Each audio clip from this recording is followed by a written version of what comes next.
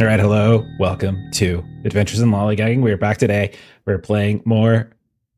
Shit, what's this game? Call of Cthulhu. Call of Cthulhu. I should have known that. I completely forgot.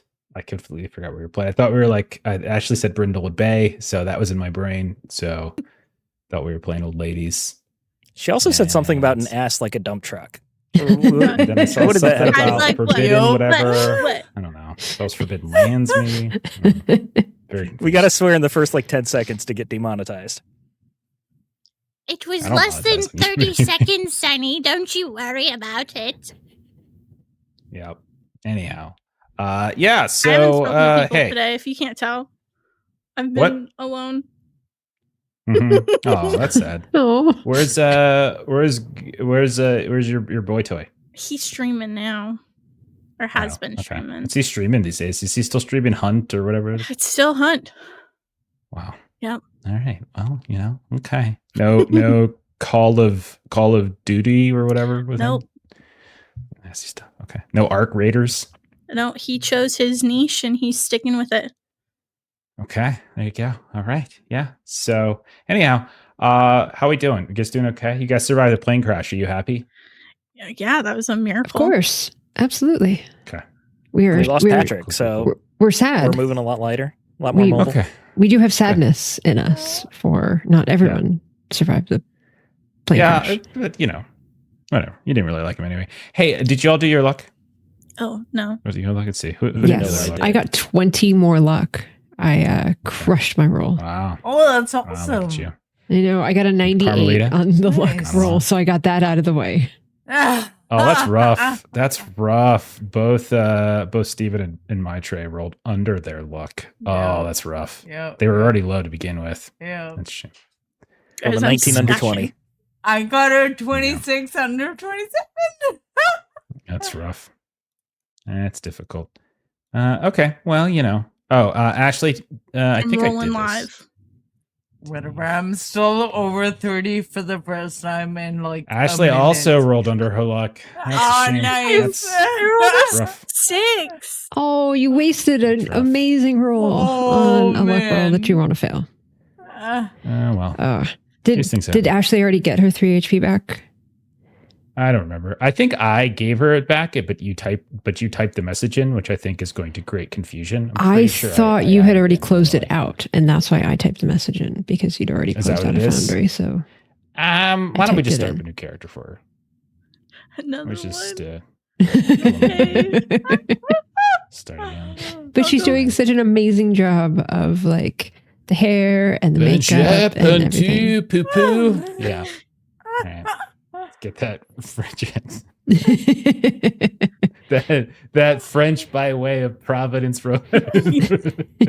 Yes, That's how they talk in Rhode Island. Yeah. It sounds strangely French. It sounds French. She has- Maybe it's like a little French Canadian. New canon. Yep. Canon. she doesn't Okay. want anyone fair to know. But what we do want people to know is that we've got a raid coming in from Tales of Myth and Mayhem. Thank you so much, Mark. Awesome. Thanks for that raid. They've been playing Cult. So if you like horror, and even if you don't like horror, you should still watch it because it's awesome. But you should go over check out Tales of Myth and Mayhem, watch their Cult run, and then you could also, if you like Call of Cthulhu, they did a run of Mask of the Nyarlathotep too, and just finished it up like a month or two ago. So you should take a look. So yeah. All right. Well, should we start? You guys excited? It doesn't sound You Yeah, don't we are. sound you excited. guys. We No, are. No, We definitely not are. Really. I'm not. Yes, you are. I don't know. Feeling kind of down. Feeling kinda down. Yep. All this stuff. I prepped so much today. It's crazy. Way too much. All right. Well, last time around, your plane crashed. And you were approaching Valletta, Malta. Plane crashed. And we started kind of watching you all trying to struggle for survival. All of you were having like these little moments where your lives were flashing before your eyes. All of you kind of lost consciousness. And eventually when you came to, you found yourselves in the Hospital Superbissima in Valletta. 4 of you were together, Marie, Will, Carmelita, and Goldie. All of you were together in some kind of general recovery room. Patrick, you awoke separately, unbeknownst to them, in an intensive care ward. Someone named Dr. Grech and Nurse Vela, those were tending to the first group in the general recovery room, while Dr. Salozio attended to Patrick. Greg filled in those of you that he could about what happened, how you all were recovered and saved by the Royal Navy. You crashed within sight of the Great Harbor, and that allowed them to get to you in time, fished you out of the water. Lots of your stuff was lost, but nonetheless, you made it. Patrick, they claimed was severely injured and needed some special care. Frank, your pilot, unfortunately died in the crash. Will, you were able to confirm the latter part at the very least, as Dr. Grech took you down into the morgue for identification, and it was, in fact, Frank. Marie, you got very frustrated. Everyone was, but Marie was most vocal, I think, about the hospital denying you access to Patrick, but the nurse did promise to contact you once he was available for visitors. Now, again, unbeknownst to you all, Patrick awoke in a private room to the sound of somebody orating some kind of ancient unknown language in a nearby room. You're strapped to your bed. The mouth on your arm appeared healthier than it had been in months. Dr. Salazio came in and described the mouth as a blessing, and that there were many people in Valletta, including Donovan Montgomery, who might wish to speak with Patrick. Orderlies came in with food. They fed you, and in addition to feeding you, they fed your mouth. They fed it like little slips of meat. And then when you got left alone, you broke out of those bindings. You explored a little bit. You found a child next door named Alexei, who was heavily drugged, but was also covered in bite marks, and was telling a story about going down by the warehouses and getting attacked by the ground, by mouths and teeth and such. And then when your minor mouth and your forearm start to stir, Alexei grew very scared, started to scream. Orderlies came running. You ran back into your room. You did spot another child in this ward, but you eventually went back into your room and you laid back in bed and you allowed yourself to get rebound effectively. The rest of you were discharged freely, but you did notice some odd details on the way out. The nurses and the orderlies were speaking of some kind of orange juice medication, and some of them were filling vials with a diluted orange substance that some of you would find very familiar. One of the wings was named the Montgomery Donovan wing, and Nurse Vela said that he was a respected donor. And then out on the street, after you were kind of walking away from the hospital, you saw a very well-dressed man escorted into the hospital, flanked on all sides by private security. And then moments later, we saw that same man in the doorway to Patrick Price's room, and Dr. Salazio introduced the man as Montgomery Donovan. So, what do you all remember about Montgomery Donovan before we actually start? What do you all know about him? No, he was in communication with some of the higher ups, that we know of, like Brooks, maybe Trammell, Savitri. They were in communication. We chased them to Mexico to try to figure out where he was. Okay. What else do we remember about him? Or do we remember any of the communication in regards to him? Does anyone remember anything in particular? Yeah, so there was definitely kind of discussion that he had sent some samples from Malta with his compliments, saying the streets of Valletta are overflowing with sweet honey. And that was conversation between Savitri and Daniel Lohman. And then there was also correspondence between Trammell and Brooks. Basically that what De La Luz and I have accomplished, that I being Jonathan Brooks, have accomplished has never before been done, not in LA, Malta, or Bangkok. So there's some of that competition between the sites about kind of the nectar that they were producing and kind of how it compared to others. Brooks also had an unfinished letter to Savitri saying that business was good, but not as good as it seems to be going in Europe. I fear we seem to dim it by comparison to Donovan. So it seems that Donovan's the real moneymaker in this network so far. All right. Okay. So with that in mind, let's go ahead and get started, since you do seem to remember a few things. We're not going to start just yet with Patrick. We're going to go to the group outside. So the group outside, you are on the streets outside of the Hospital Superbissima. You just saw a vehicle roll down the street that had what looked like security or private guards. They were all dressed in the same kind of dark suit. One of them you noticed actually was packing, had some kind of weapon hidden underneath the coat. And several more came out from across street escorting this man who went inside. What are the four of you doing right now? Can we see from the cross street, where they came from? Did they pull up in cars? No, only one car came up, and it was like and that came from kind of a different direction. It seems like than the group that was walking. And Donovan was in the group that was walking. That's correct. If you like, you could. I mean, you're free to move around if you want to move around. You could do a spot hidden. You could, do anything like that if you wanted to try to reconnoiter. Yeah, I'd like to try and see the general direction of where they came from. Okay.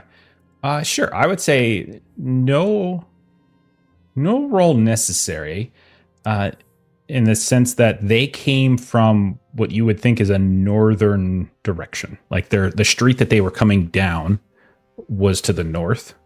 So they were like coming south down that street. And we don't see any cars or anything like that. So it'd be safe to assume that they walked the entire way. Okay. Yeah. So if you want to move over to that intersection, I do want down to. that Yes. intersection. Sorry. Okay. Give me a spot hidden. I always miss Pastor Wood when I do spot hidden. I gotta make a little post-it note for myself to not ask Steven to do spot hidden tests. Right? I mean, Marie's Pastor right Wood here. would have passed this roll, but Will did not. 83 over 51. Would you like to push? Always. Yes. Oh, yes. Oh, dear. Hell, yes. We just That is a 28 under 51. So what'd you do I'll different spend the this 3 time? points to make it hard. I re-rolled. No, but Okay. You got a little closer, maybe. Like as you notice, maybe outside the hospital, a handful of these people in their in these kind of black suits are lingering outside. Some of them went inside with the man. Others lingered outside, and there's also like two lingering by the vehicle that came up, and that's like parked on the side of the road. Like on the east-west running street that you all were walking on. You move over to the intersection, and you're kind of making yourself somewhat noticeable, but fortunately, right as it looks like one of them is going to turn and draw their attention to you, another vehicle moves by and kind of distracts them, and you kind of get caught up at this point, we'll say, in a little group, and that allows you to avoid sudden detection. You look up this street, this northwesternly street. You see it kind of veers in this veers around westernly, and it also starts going up as well as there's a lot of tiers in elevation here. You don't notice any other cars on the street. You see one or two people with like a bike, but they're not necessarily riding it. They're just walking it up the hill. And with a hard success, I'd also let you know that you observe you are not the only one you think that is like kind of spying or looking around, as you see an older man kind of in an alleyway, we'll say a little bit further up that northern street, and he is like peeking out and looking southward towards the hospital, and you get the vibe that he is trying to look nonchalant. And it doesn't look like he's watching you. It looks like he's watching them. Older man, big beard, kind of a large dude, actually, fairly tall, big barrel chest. I'd like to start nonchalantly walking down the street towards that man, like not directly at him, but like that general direction. Okay. Do you want to do so in a way that does not alert him?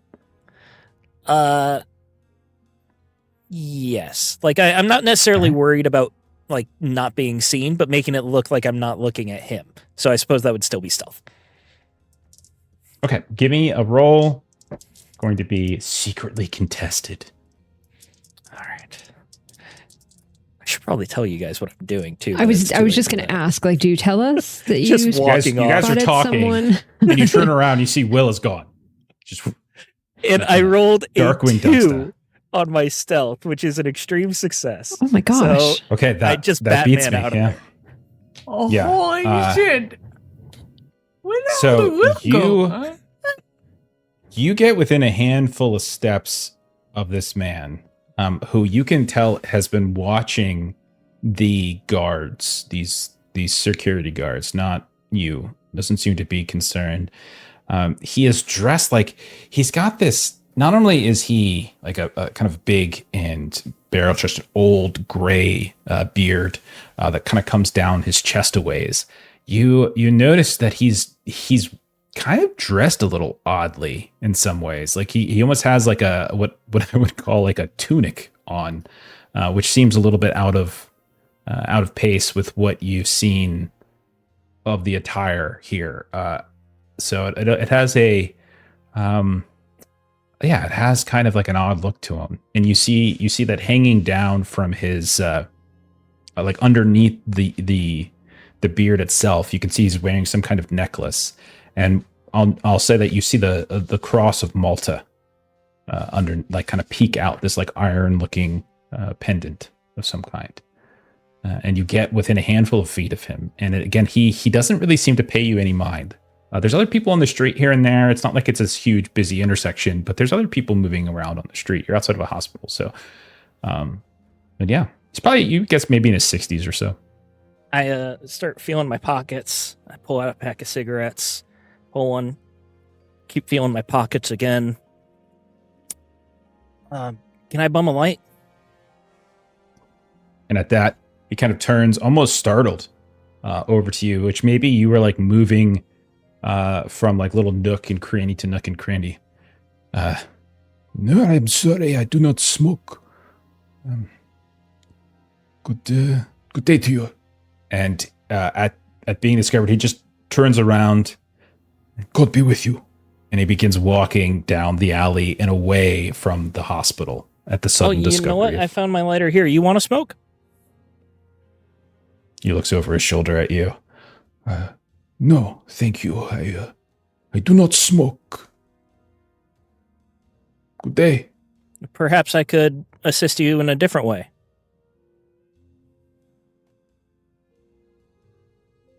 Turns for a second. I am in not need of assistance. I might look old, but I am quite capable, I assure you. Oh, that's not what I meant. I just, seems we both might be interested in some of the same things. Well, as I said, I do not smoke, but thank you. I'm not talking about smoking anymore, and I just look off towards the hospital. Ah, well, you look as though you yourself have recently suffered some injury. And he's like motioning, and you have like little cuts and bruises, little stitches and bandages. Indeed, I actually just got out of there. They had some strange going-ons in there. They were talking a lot about orange juice and things like that. You don't know anything about that, would you? Maybe like sweet honey? No, I do not. I know of honey, and I know of... No. I know... Good day. And you can see he's like slowly backing away. Give me a psychology roll. All right. Psychology is 60. I rolled a 90. Yeah, I don't have enough luck. I don't think there's really a way to push that more than I already have. Is there? You could become a little bit more aggressive, go towards him, which could scare him off. Like there could be consequences of that if you fail, like stuff like that. Yeah, I'll be more aggressive. I would. Okay. I would specifically ask. I saw the name Donovan up there. You know who that might be? And then instead of a 90, I rolled an 89. Oh. He looks at you and he says, You are interested in Mr. Donovan. You are very nosy boy. They do not appreciate having my interest invaded. If Donovan is of concern to you, then you go. He is inside. I am sure you will have wonderful things to say to. Now, goodbye. And he turns, and like this time with a lot more earnestness, kind of stomps off at this point.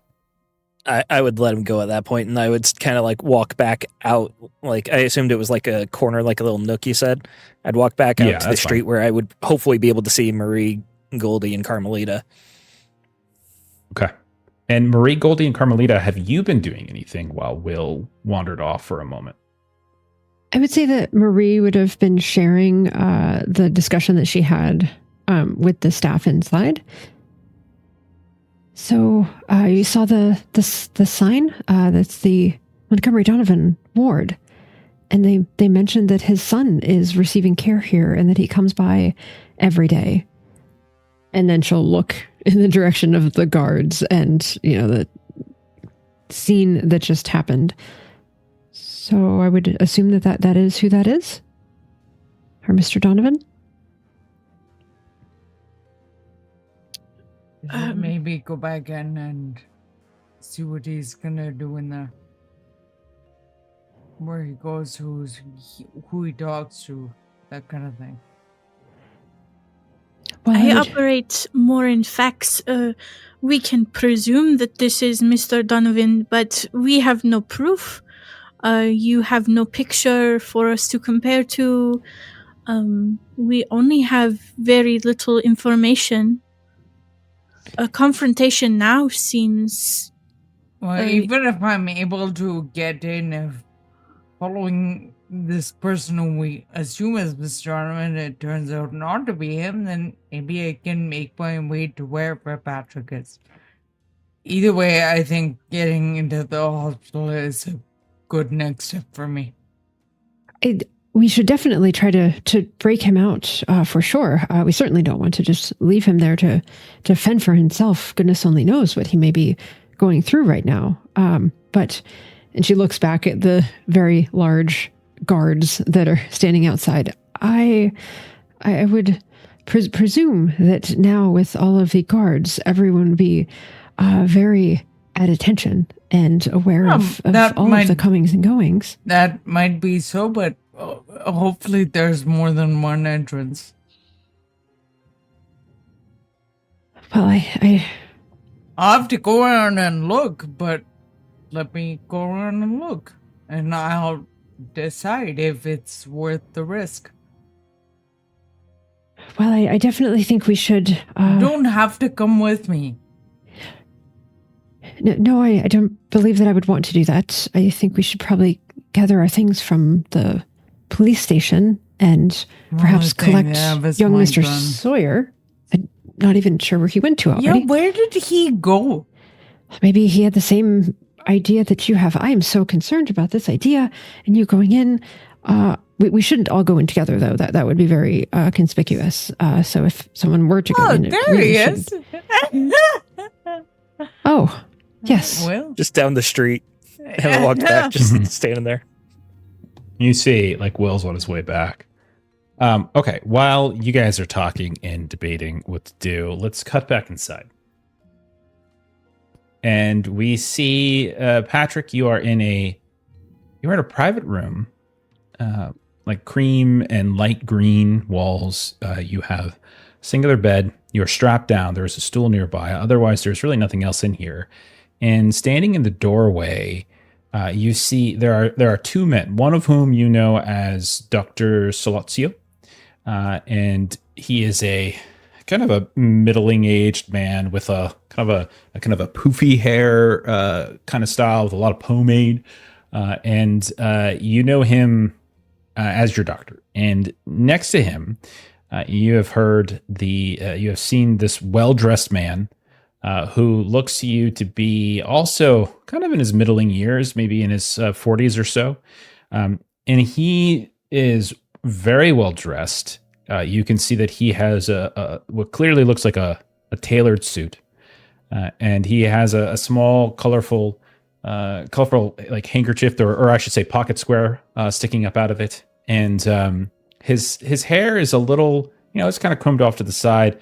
His face looks a little tired. But you can smell cologne on him, and considering your former profession, I think you would recognize a man of some means. He's well groomed. And he says, he looks up at you as like Dr. Salazio is standing there. And the man says, Well, hello there, old boy. Appears you've got yourself in a spot of bother, don't you? Well then, Doctor, bring him in. Bring who in? I'm standing here in the doorway. Perhaps you did not hear the scene set up for this moment properly. I've been out of it, I just got out of a crash. Ah, yes. Dr. Salazio, I think that is all. I can take it from here. and he, like, the doctor, like, looks back to Mr. Donovan, like, no, I think, Mr. Donovan, perhaps I stay. I can walk you through his treatments. And, no, that will not be necessary. I think Mr. Price here and I want to have a little bit of a conversation with him. That's all right with you. And he, like, when he says that, like, there's sort of like this tone and a hard look to his face. And you get the moment that, like, as the two of them stare at each other, like, eventually Dr. Salazio, like, kind of course, and he steps away. And Donovan steps inside. Patrick Price, is that not right? That is your name? That was me. I'm a bit embarrassed about how you're finding me in this position here. Embarrassed? Like, quite easily, in fact. You found us, it seems. Yes. What do I owe the What pleasure? is the pleasure? Oh. Well, I certainly hope it will be. And he kind of reaches back and he looks out the hallway, then closes the door.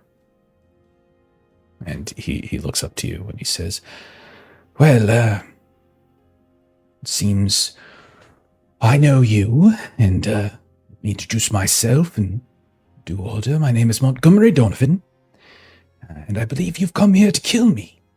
Is that not correct? It's a bold assumption. You get deceived. Is it? Yes. We've only traced you down. I'm surprised you've even come to me, actually. It's very curious because I have it on good authority that when you arrived in Los Angeles, Samson Tremel was alive, his heart beating, and when you left Los Angeles, the man died. And my friend Jonathan Brooks, when you arrived in Mexico City, was breathing, his heart beating, and when you left, no longer. And while my contacts in Bangkok are mixed, you might say, Masirikon has gone missing, I have heard, and the home on her island retreat is burnt to the ground. You're doing as well, I presume. So, 3 locations, 3 of my constituents, all dead. Now you arrive here. I assume then that I am to be next. Yes, if it seemed like you're due for killing, or you're out for our heads, we would have killed you as well. I see. Well, it seems as though you have found yourself in some trouble here, Mr. Price. Now, if I wanted you dead, you would never have opened your eyes.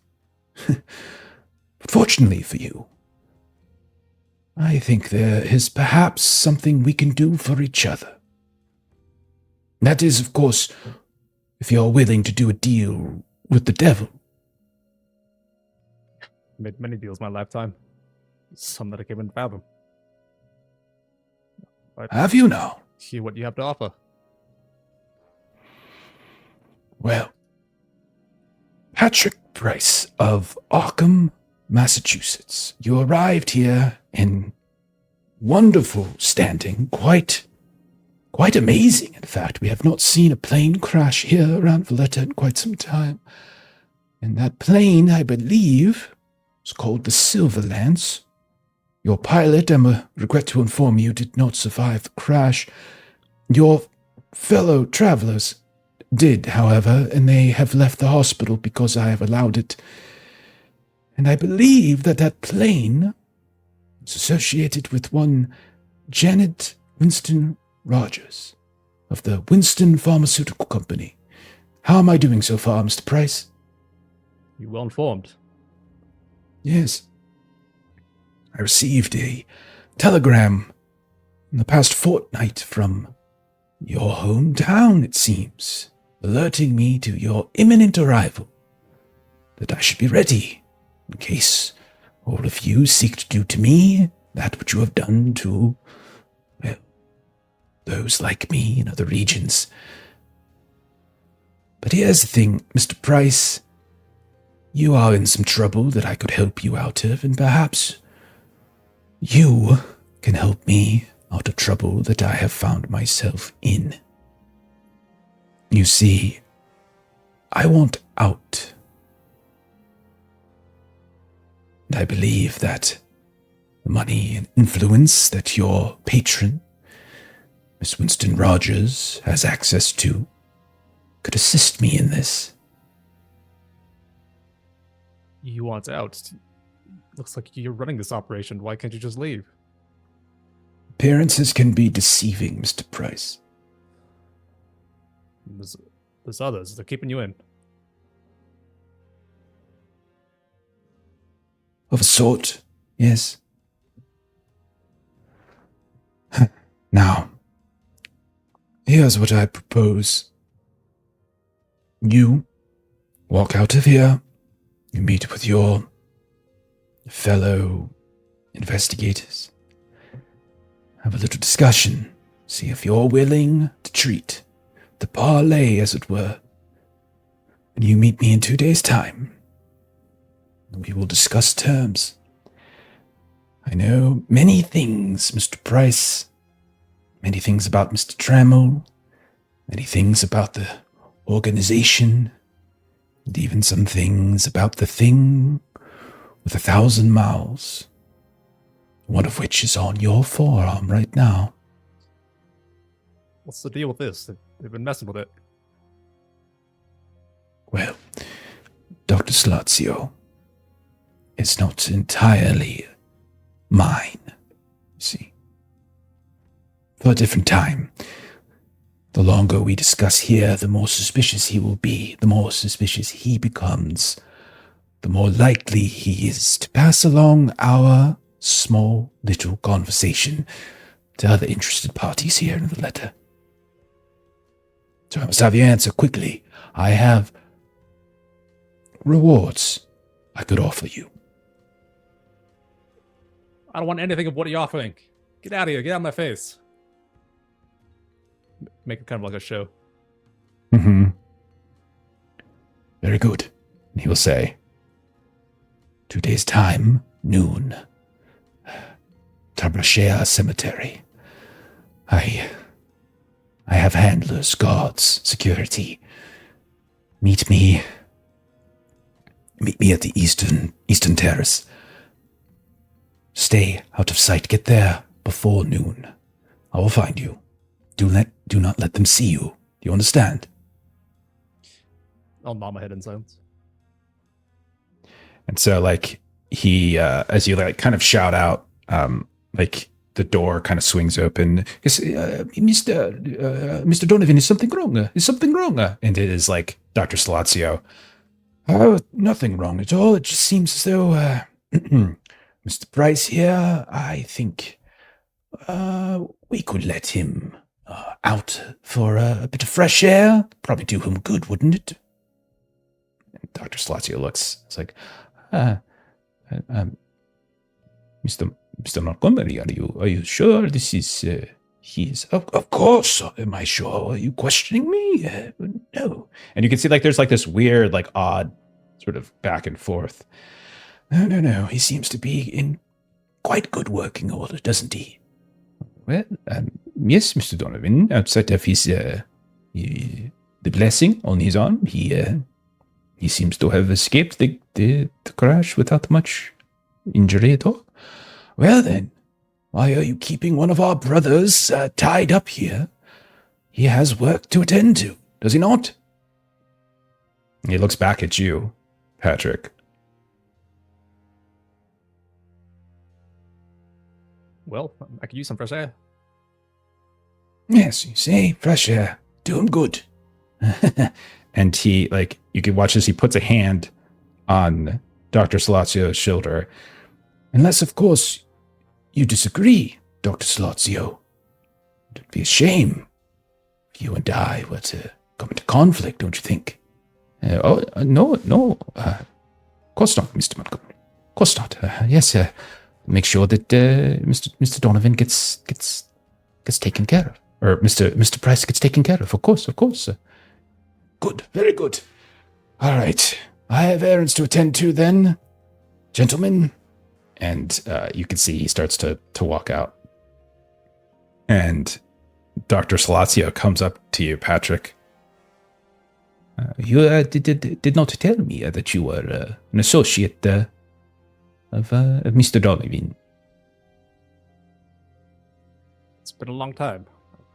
I've met his others. He had to remind me a bit.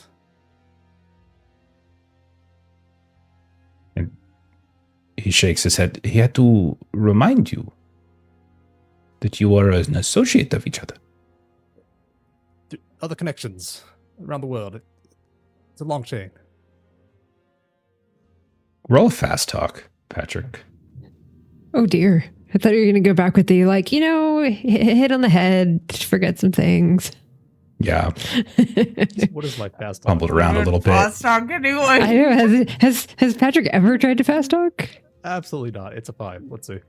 I thought you did go, man. and failed miserably. Well, Yeah, but I did fail miserably this time again. So. Okay. So he just looks at you with a very puzzled look on his face. I see. Well, I should get to work on your discharge papers. I'll return shortly. And he starts to, like, back out. But he's, like, looking at you. And then you see him look down the hall in the direction that Mr. Donovan went. And you realize he's, like, looking at that child that you saw as you were racing back into your room. There's one, like, across the hall. And you can see he's kind of looking at that room and then looking at you. And then looking at that room. And then he walks away. But you can tell that he is suspicious about this interaction. This went very strangely, and he doesn't fully understand what's happening. Back on the street, we see the four of you lingering around. What is it that you all have decided to do? Have you decided to do anything? I think Marie was right with the police station. Let's go get our stuff. All they have is my gun. I wasn't planning on discharging it in the hospital anyway. Better to have and not need than need and not have. You saw how many armed men were there. I think if we come back, all the extra attention will have passed, and perhaps there'll be a change of shift. We definitely want to get Mr. Price back, but perhaps we let things settle just a little bit. All right.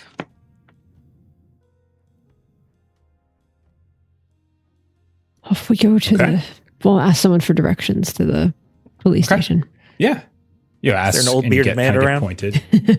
There's not. Well, yes, there are, but not the same one. But you get pointed and directed, and eventually the four of you start moving off of the direction. It's not that far away. Carmelita will back ask Will in the meantime, where did you disappear to? I just went off for a smoke. Eh?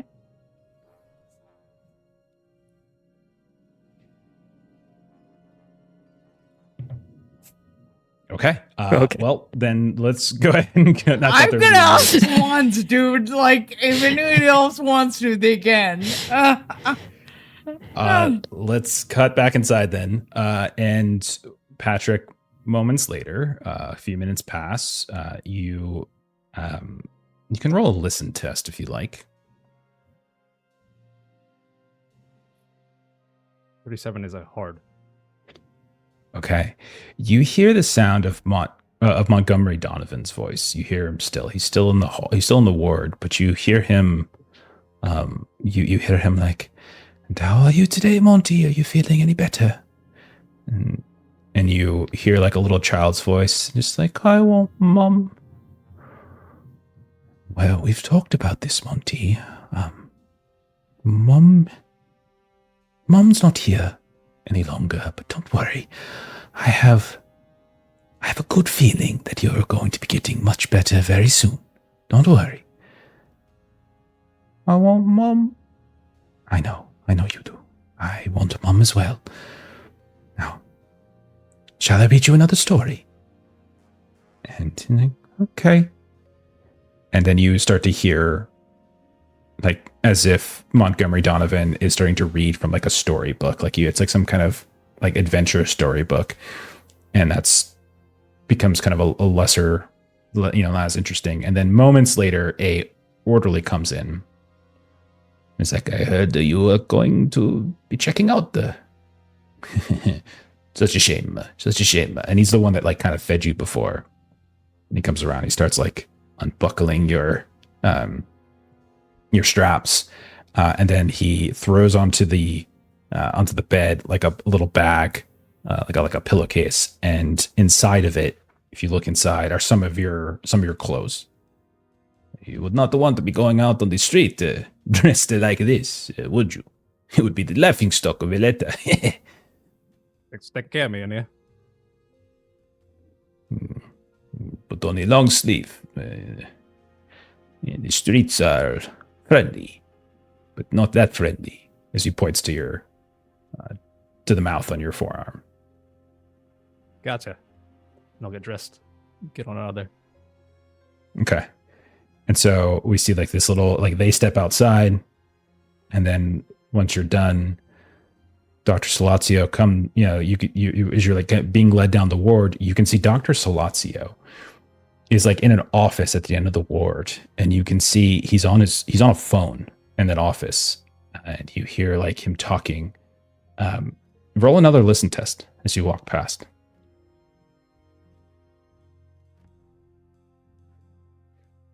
This was a fail. 96.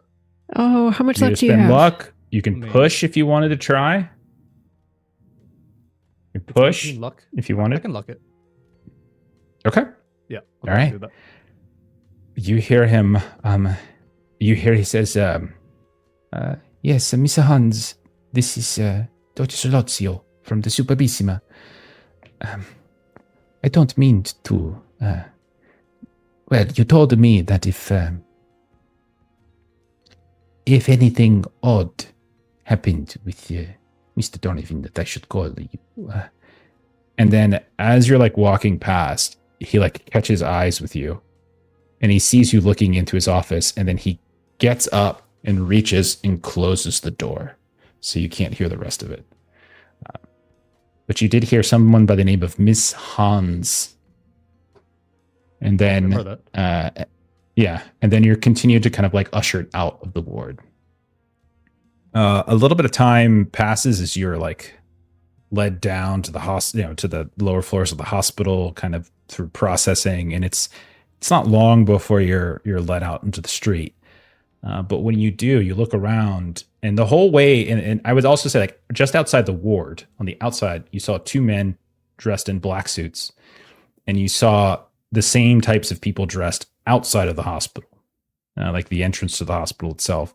A car, a couple other guards and such lingering by it. All these people dressed in these black suits. But ultimately, you get led out onto the streets of Valletta, and it is afternoon. It's not nighttime. The sun's still up. But you look around. Give me a luck test. We did spend some time in deliberation. That's why I'm having him roll a luck test. Oh, his luck is 11. I said he could have pushed, and he decided to spend luck. He has a 78, and listen, he probably should have pushed. But whatever. Anyhow. Okay, you look around, and you don't see anybody from your party. 50 would have failed either way. Go back in, maybe reception, seen them yet? If you've seen folks by these names. Okay. they've been around. What I kept here. Okay. Yes. Yes. They were discharged. About an hour ago. Yes. I don't. They said that they would tell me. I asked where they were staying, but they said they did not know. They. She kind of looks up. They were kind of cagey, you see, about where they were staying and why they were here. They didn't tell me, but I did tell them if they wanted to get their belongings, the police might have some. So if you had anything on you, you can check with the police. They might have some. Thanks for that. I should go check myself. Of course. Grazie. Well, actually, no. You would be saying grazie. Never mind. Okay. Yeah. Okay. So we'll say you head off and you're a little bit behind. The rest of you arrive at the Royal Police late in the afternoon. Sun's still up. But you get inside, and if you, are you doing anything out of the ordinary, or are you just merely coming here to try to recover your personal items, or is there anything in particular you're doing here? I would say that Marie is definitely going to be watching all around us, because who knows what's going on here. So she definitely wants to kind of be keeping an eye on, if there's any, storefront windows or any of that kind of thing, just to be keeping an eye, see if anyone's following us. Okay. You can give me a spot hidden. Okay. Oh my gosh. I rolled a 95 and my spot hidden is 72. But this, I will push. Okay. I do have I have more luck, but I'm going to push.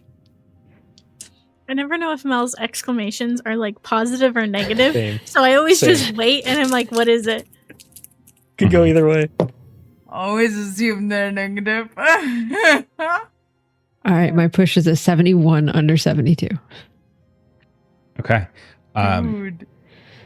Once or twice you get the feeling that someone was watching you or following you, and then you kind of linger. You see like somebody in an alley like walking towards you, but then right as they're about, like they turn the other way, and they meet somebody on the street, and they're like, hello, it's good to see you, and they do like the kind of the kiss on each cheek, that kind of thing, and that something similar to that happens once or twice, where you get this perception that someone's following you, but then there's no one there, and that happens a couple times en route to the police station, but you never notice anybody. No. I'm so concerned that somebody like rolled a stealth and it was like a hard, and I just got a regular. So that's kind of like where that landed. That's my concern at the moment. But Marie is none the wiser, but I am suspicious. Okay. Okay. So is anybody Wait, Jeff, else? you didn't answer. Did someone roll a hard success on their stealth? I wasn't asking. I was just floating it out into the universe. Okay, I'll ask. Jeff, did someone roll a hard success on their... Maybe. I don't know. All right. So you guys make it to the police station. Are you just here to recover your items? Is that all you're looking to do? I just want to make sure. Will would like If that's the to case. Yeah. He would like to do like a general like reputation check on Donovan, like while we're there, just say like something along the lines of like, we saw that his name was on the name of the ward where we, it saved our lives. The nurses said he's well respected. Is there any way we could send him a card, pay things forward, something along those lines? And you're asking this like around Just like the reception of the police station, like just coming off as touristy as possible, I think. Okay. All right. So we'll say that you're waiting around. You've told them why you're there, and someone is off to fetch a specific inspector for you to speak with about your things. And so while you're lingering in the lobby, you're just talking to like somebody at the desk. Okay. Play it out for me. What is it that Will actually says? We were in that plane crash. I don't know if you heard, and it was terrifying. I've never been in a plane crash before like that. And well, I just saw my life flash before my eyes. And next thing I know, I wake up 3 days later in the hospital, and they told us we're lucky to be alive, and that, a lot of the reason that the hospital is so well funded is because of this Mr. Donovan. The nurses, they were all lavishing all sorts of praise on him, and I'm so unsettled by this. I was hoping I could just send him a card. Do you know anything about Donovan? You just see the person at the desk, like maybe maybe like a 30-something-year-old woman, kind of like sort of like directing traffic, answering a phone, stuff like that. And she's like, "No, I am sorry. The name does not, how they say, ring a bell. No. But there are many here who would like to keep their privacy. So we do not keep records and tabs on everyone who lives here. It is a friendly place." I think Will wouldn't push it after that. He wouldn't try to make a big deal out of it. Okay. All right. Were Goldie or Carmelita, did you guys wanted to do anything? No is a perfectly fine answer. I'm not suggesting you need to. I just kind of wanted to give you an opportunity in case there was something that you wanted to do before we get into some luck rolls. No, thanks. I'm good. Carmelita wants to get stuff and go back and get Frederick quick. So she's pretty single-minded. Okay. So eventually someone will come out and you see a man with like a bit of a comb over of a kind of like dark hair, kind of combing over a very clearly bald spot that he seems to desperately try to keep. And he has a few papers in front of him. He looks, he's dressed up in a police uniform. But his no hat or anything. He's on the inside, and he looks at all of you, and he says, "Hello, my name is Inspector Sabu Galea. You are the passengers aboard the Silverlance. Yes, yes, that's us. Yes, it was quite very yes, a very terrible business. Come with me, and he'll lead you back to like a private room.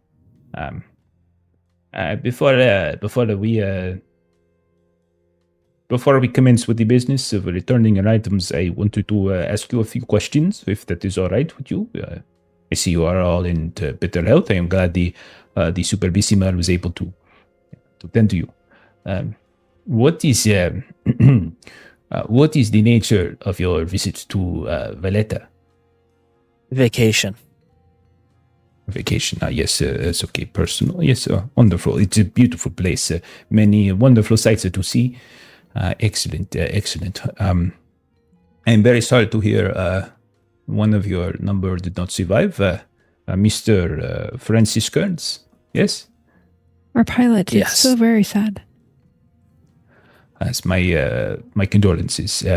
We would like to notify his next of kin. Is it possible you could provide us with the contact information for Mr. Kearns' family? Yes, absolutely. And if like he has paper, Will would like put the contact information for like Winston Rogers, Rogers Pharmaceutical, like whoever our contact would be. Excellent. Wonderful. Okay. Yes. I'm sorry to say that the plane is it's not recoverable. It is sunk. Some of your items the Navy was able to retrieve, but not everything. At this time, I think we feel comfortable releasing it to you. The question we all have, though, is what exactly caused the crash? Was it, and I mean no disrespect, was it operator error, or was it... Yes, I suppose operator error, but not really. When the plane started jarring and I went to the cockpit and I saw Frank, and I think he had a heart attack. And none of us knew how to fly. I tried to grab the stick, but I couldn't keep it straight. Oh, that is it's very sad. I am very sorry to hear that. So close to the airport as well. Oh, it's a pity. It is a pity. Okay, well, But very thankful that we were so close. My goodness, imagine if that had happened an hour before. well, and we were unlikely to recover you then. We were fortunate. Many were able to see the plane come down and get out to you quickly. Okay, so honestly, I think that is all the questions I have at this time. Do you know where you'll be staying here in Valletta, in case we have additional questions for you? We are open for suggestions. Well, sure. I don't mean to be indelicate, but many of your belongings sank with the plane, so... We would need more affordable options. Well, the Hotel British, then, would be where I would recommend these... not particularly expensive, but not a terrible place at all. It still overlooks the harbor. You will have a wonderful view. That's thank you. Generous of you. It's all so much to process. And so then he's you hear a knock on the door, and he opens it up, and you see this other guy comes in. He's got a couple crates that he's got stacked up, and he sets them off to the side. And so let's go through. Let's start with Will. Will, what were you hoping to? We're going to do this just purely based on luck, on whether anything sank to the bottom or whether they're able to recover it. So it's our own little mini game. What kind of things were you carrying that might have been recoverable, you think? So I had 2 guns, the Revelations of Glaki, and a bayonet. But I suppose the bayonet's not a huge deal. I didn't use that as often. Well, we can start with the guns. You can either roll 1 luck test per gun, and if you pass, it's recovered. If you fail, it's not. Or if you wanted to sacrifice 1 gun, I'll give you a bonus die on the luck roll for the second gun. Could I sacrifice the Revelations of Glaki for a bonus die on both of them? No, because those are already gone. What? They were flimsy. I don't get to roll for flimsy. Ancient books. Nope. They were flimsy, horrific things to begin with, and you're probably lucky that they were lost, because if the cops would have seen the contents of them, you would probably be behind bars right now. All right. Well, my luck is 25. I think bonus die really wouldn't help that much. I will just roll for both of them. No matter what you're rolling, two 10s dice. Okay. Fair enough. But you could roll 3 10s die. Well, no, because I have to sacrifice one of the guns for the other one. Oh, I see. 2 guns. So you're rolling 2 either way.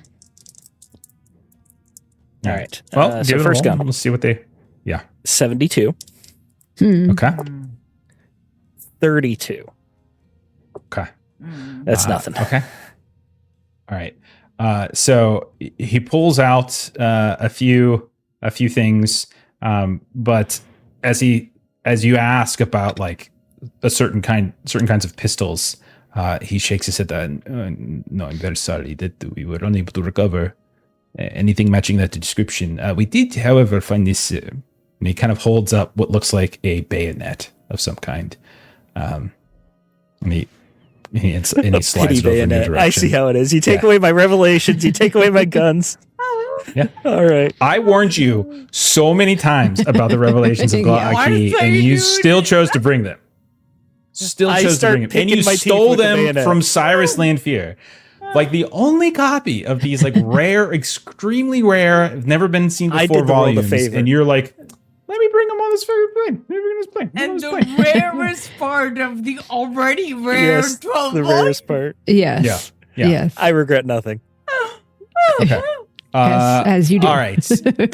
Carmelita. I think. What do you think you have? You've got. So the only thing she was wearing that is important is that the gold cross. But that was a worn item. This isn't wearing.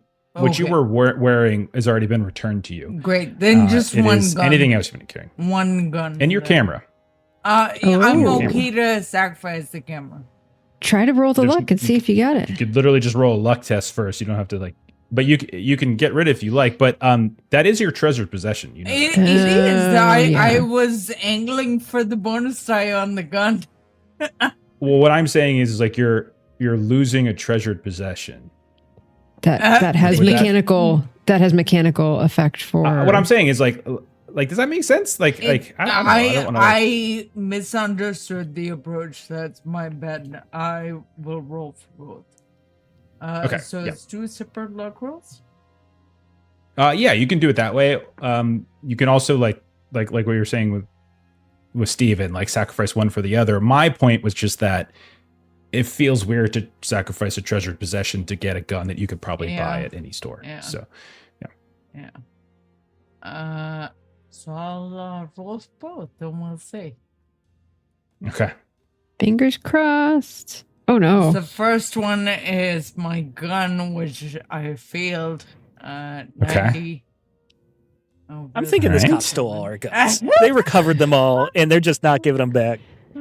I love how you guys down with the plane. Getting sassy. You survived a plane crash, and you're getting sassy because they don't have everything. Hey. I do have my treasured possession though. Awesome. 12. So they pull out of the crate this case that you keep your camera in. And you can see they slide it over to you. The case is in relatively good condition. There's maybe a scrape or two here, but maybe it's one of those. Maybe it's a case that is like airtight, so that when you open it up, you can see that your camera, while it has been, hasn't been like flooded with water, and like there's like these like velvet or felt lining to keep it kind of in place, seems to be intact.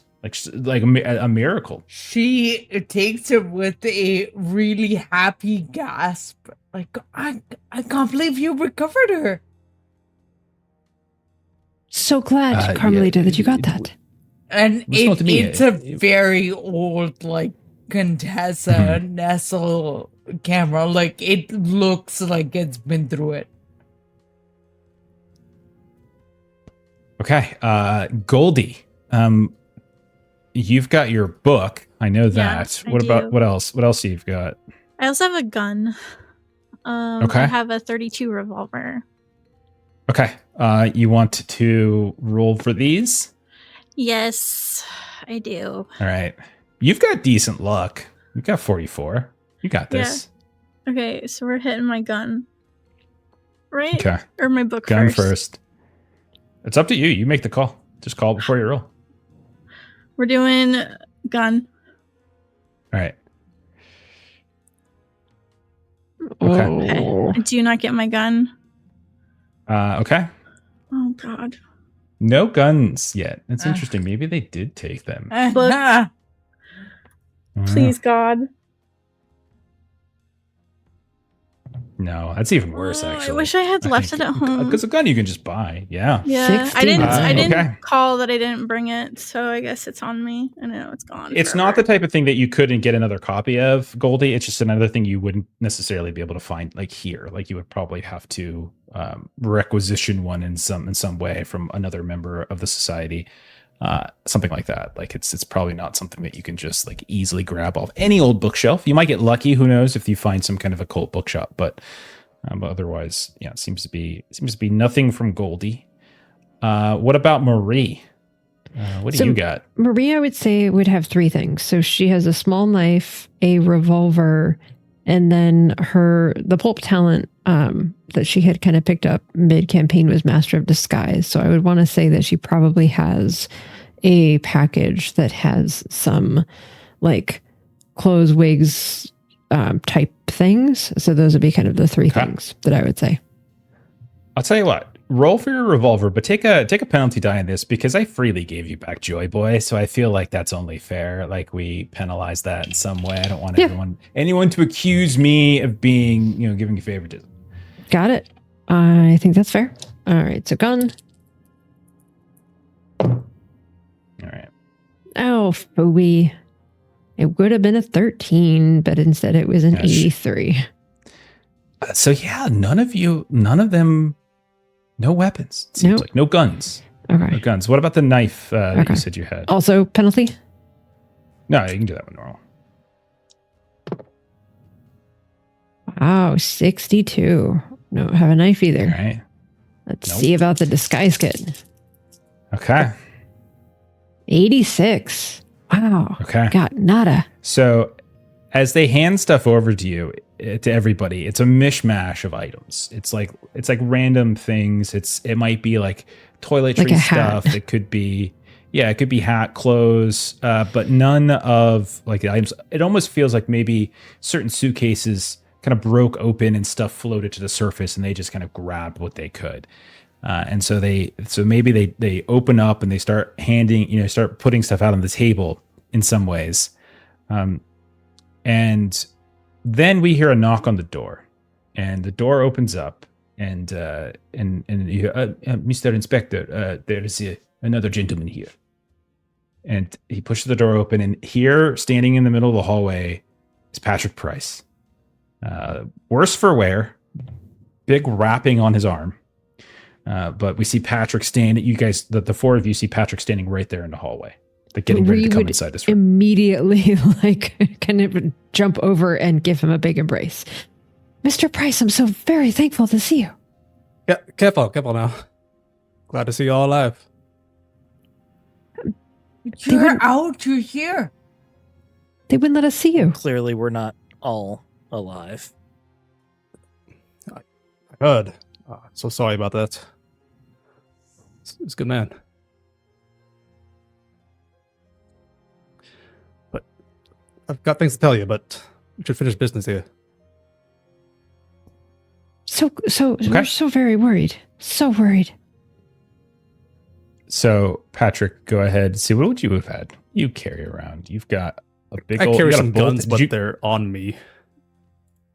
I just have a barber's knife. I don't have anything else. Okay, give me a roll for the barber's razor. Okay. The razor that's Man, I killed guess you're gonna be- numerous people. Oh, so close. Close, but no Okay. cigar. All right. So you guys eventually, after this conversation, none of you have weapons. You are in Valletta. You're in Malta. You're in this place that you know is another location for this global cult. And all of your weapons mysteriously are not returned. Lots of things are returned. Things that are possibly more fragile. The camera, for instance, right? Other things that probably were even further hidden and buried within the cargo area of the plane. But none of your weapons, you've noticed, ever seem to be returned. And at a certain point, the inspector says, well, I'm afraid to say that is all that we have recovered. Many things sunk with the ship. If there are additional needs that you might have, clothes, resources and things, Valletta has many shops. I am sure you will be able to resupply. Yes? Thank you so much for your kindness. No. You have been through an immense ordeal here, and hopefully the time you spent here will allow you to come to terms with it. So, now, if there is nothing else, I'm afraid I must get back to work. Thank you. Carmelita has softened considerably with the camera and will thank you, Inspector. Of course. And we'll say you guys get a couple, they give you a couple, maybe a suitcase or two survives. You're able to pile some of your clothes and other belongings and knickknacks and stuff in. And so you have all of those in your suitcases. You step outside into the Valletta evening, where you can see the sun is going down on the western horizon, but it's not completely down yet. Beautiful sky. What do you guys do? You all right, Patrick? Most of it. Did they follow you out here? I thought that there might have been someone, but I couldn't see anyone. Gotta get somewhere private. There's a lot I've come to terms to. Yes. There's a lot going on here. Recommended Hotel British. Okay. So if that's the case, you ask for some directions. You get pointed in the direction of Hotel British. We'll go through it. We don't have to make a big thing out of it. Exterior, you can definitely see that there's some weathered limestone. It definitely looks like it's got some age to it. But there are these beautiful narrow balconies, some of which are overlooking the harbor. Inside, you can see it's very simple, kind of like wooden desk and some worn tiles. And like there's a breeze that seems to come in through the doorway that they have open. And you are all looking for rooms, right? Everybody, what are your credit ratings? 40, I think. Okay. 50. All right. 50 as well. Okay. All right. I think you're all good. I think with all that in mind, you guys, none of you are poor in that regard. So somewhere in your bags, maybe you had a small reservoir of cash that you kind of hid around, and you're able to get some rooms. Do you all bunk up together? Do you get separate rooms? Do you have a preference? Yeah, Down giant for suite. a ladies' room. She had a giant seat. What'd you say? Sweet. Okay. All right, so you guys can get attached. We'll say there's some sort of attached connection of rooms that you're able to connect to. That's fine. Inside, everything is nothing's outrageous. You stayed in better. There's definitely iron bed frames, and the shutters themselves are a little bit uneven here and there. Cold stone sort of tile, or I should say ceramic kind of tile. And there's like the faint smell of the sea that wafts in through the shutters themselves. It's cool. It's very cool, as it is November. Things are starting to cool down a bit. But after kind of getting yourself situated and settled, by the time you get up into the rooms, the sun has completely gone down. It is dark out. You can get a lantern going here and there, or lamp, I should say. And you have the floor. What do you think you guys are talking about? Did you guys speak with Dr. Slazio? Did you guys meet Montgomery? No. We saw him outside. It was Montgomery. We were wondering. He had guards and the whole thing. I didn't expect him to come to us, but he gave me a proposition. He wants out of all this. Does he now? I don't know the full story, but he gave me a location. Location of what? He wants to meet up. He knows some things. Talk about the mouth. Is this some sort of ambush that he's setting for us? No, an ambush. No. If they wanted us dead, we wouldn't even be here. Did they do anything to the mouth while you were up there? The doctor, he chanted some strange lines. Familiar, but I couldn't understand them. Salatio. But they've rewoken my hand. It's a bit more livelier, if you see. On the floor that we were on, they were talking about orange juice, which seemed suspiciously... They offered me cranberry juice. What do you mean? Well, that Did they have any nectar? I didn't see any for myself, but what you're describing, it sounds familiar. We've seen it before. They seemed to have a bit more security for your wing. They didn't want anyone going up there. Did you see anything else? Didn't let us go up It's a there. strange wing. That I was moving around a bit, and a kid. He spoke of a story of mouths biting him. Where A was that? kid?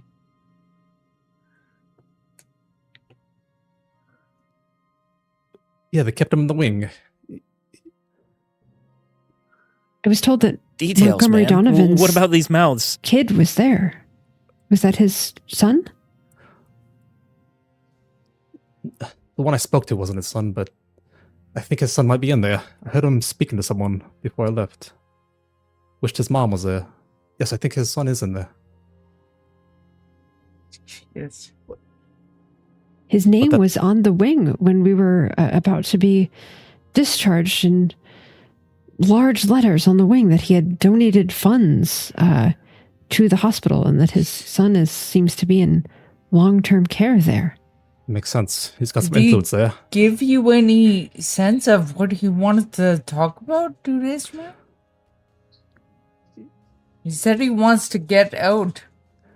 Yes, he wants out What of all does this. that mean? I guess it's all this nectar business. How deep he's gotten in. There's some power struggle here. I The wonder. network is. Go ahead, Goldie.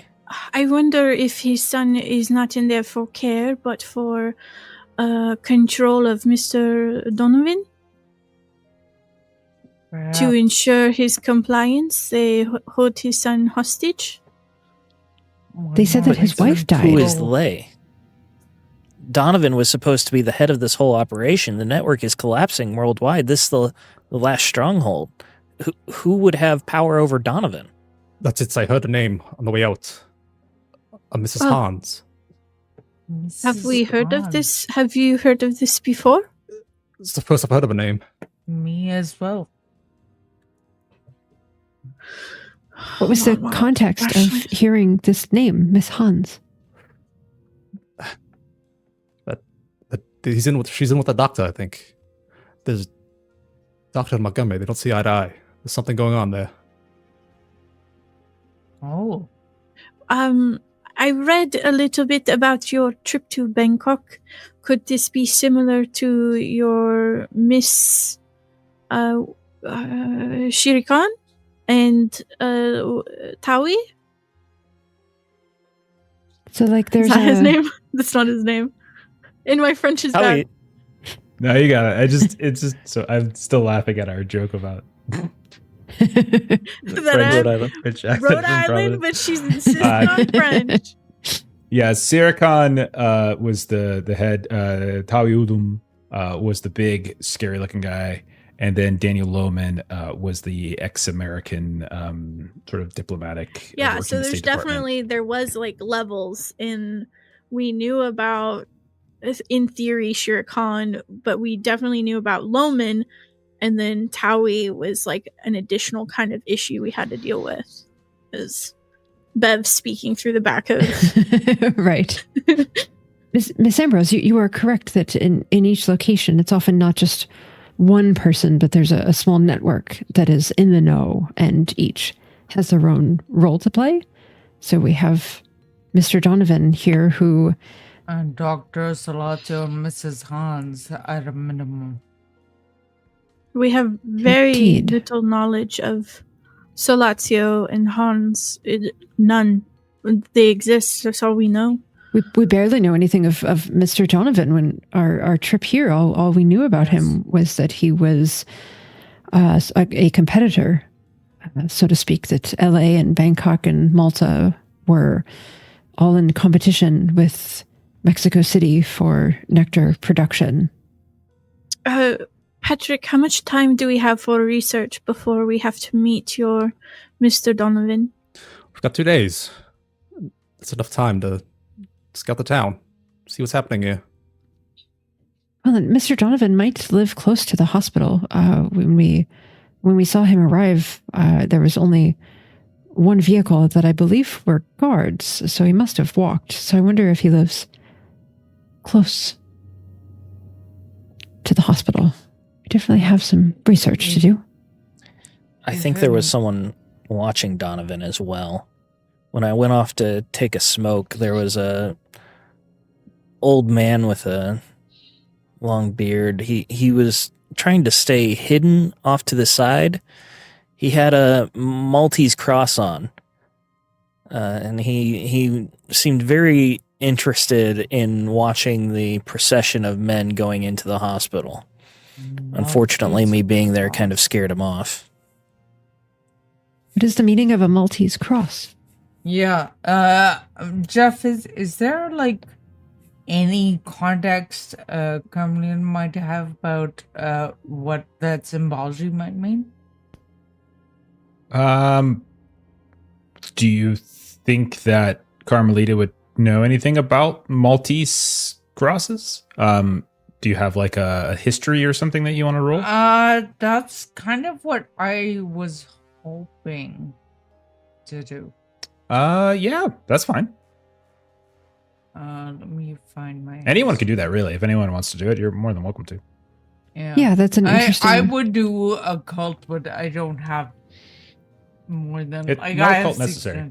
Okay. I've got a 5. A cult wouldn't apply. I'm just gonna scratch my head and wonder about this. You can rip it. You never know. You can always. What if you rolled a 4? Fumbled it. Okay. You rolled a 97. Oh. You fall out the balcony.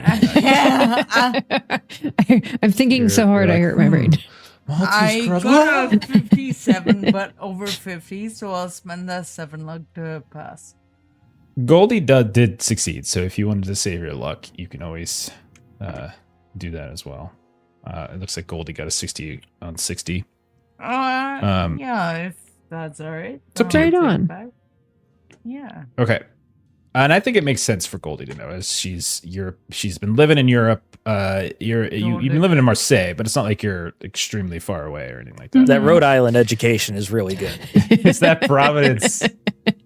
Providence. What didn't we like identify what college you were in and everything too? Like, were you Providence College? What was it? No, or is it URI? I know that. I didn't know pick that one, but you had mentioned that whichever one Cyrus Lanfear attended. Well, Cyrus was brown. Brown in my head. Oh, Cyrus Lanfear. Brown. That's what Cyrus did. Oh, okay. Cyrus is an academic. Goldie's a little more woo-woo, you know? Woo-woo. Yeah, exactly. Yeah. You're not Bev. Okay, so a Maltese cross, you all have probably seen it before. It's essentially a cross symbol. It's got these 4 like V vertexes that all kind of like, they almost look like arrowheads that intersect in the middle. And that's effectively what it looks like. If you Googled it, you would see it. This is a real thing. This isn't anything I'm making up. And it is associated primarily with an organization known as the Knights Hospitaller. Which is the Order of Knights of the Hospital of St. John of Jerusalem. They were a Catholic military order. And that's sort of like the big connection you would make, Goldie, is that sort of connection to that order specifically. Trying to think if there's anything else that would kind of pop up. But it basically goes back to the Crusades. Nice. I try to be careful not to Google stuff that comes up, because occasionally the only reference to something is in the game, so I try not to. Yeah, if you just looked up Maltese Cross, you could see an image of it. So again, it's not an odd thing. Okay, so that doesn't immediately give us any reason as to why he would be interested in Montgomery Donovan necessarily. No, but if there are creatures that style themselves gods involved, then stands to reason that there are powerful organizations that are involved. Or he may have been working for this Miss Han, for all we know. I didn't know she even existed when I was speaking to him. I was hoping he could have been an ally. It may be part of their interfaction politics. Well, and Miss Ambrose, go ahead. We don't know for sure if they are for or against Donovan. We will need to research that. No. If they are for or against. Involved. I don't know if that similarly, Goldie. I don't know. We don't even know if he's part of an organization. He could have just been wearing a cross. It's as common as can be around here. Well, and we don't know if Mr. Donovan was being forthright with Mr. Price, that he is indeed looking to get out.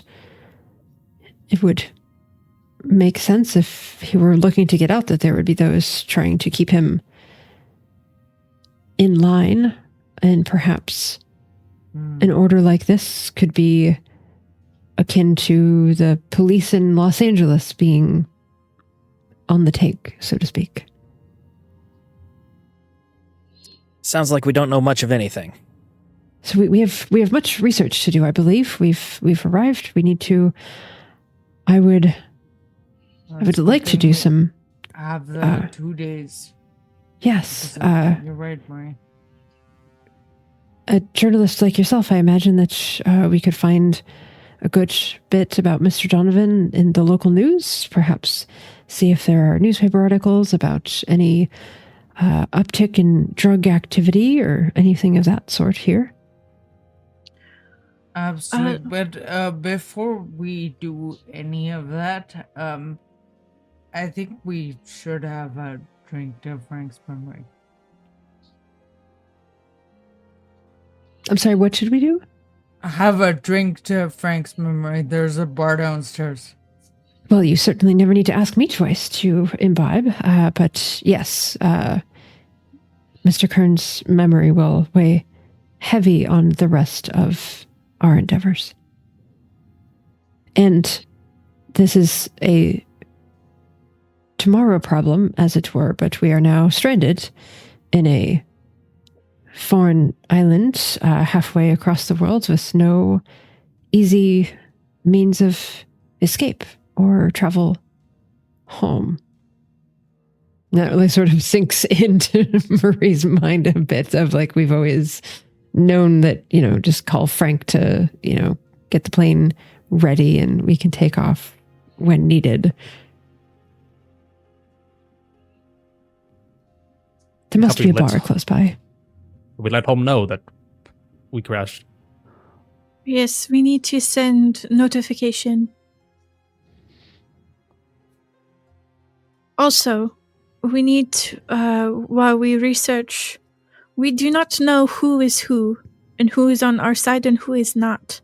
So when asking questions and probing for answers, we must assume that everyone is potentially reporting us to this Miss Han, to this doctor, and that they are against us.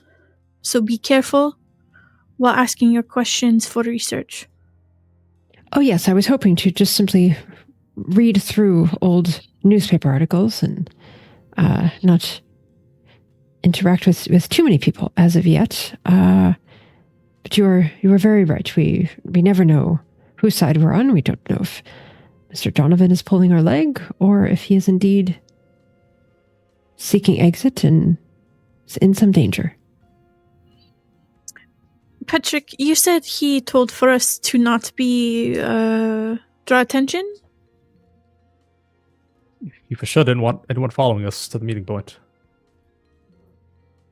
But since we're here, I'm sure there's eyes everywhere.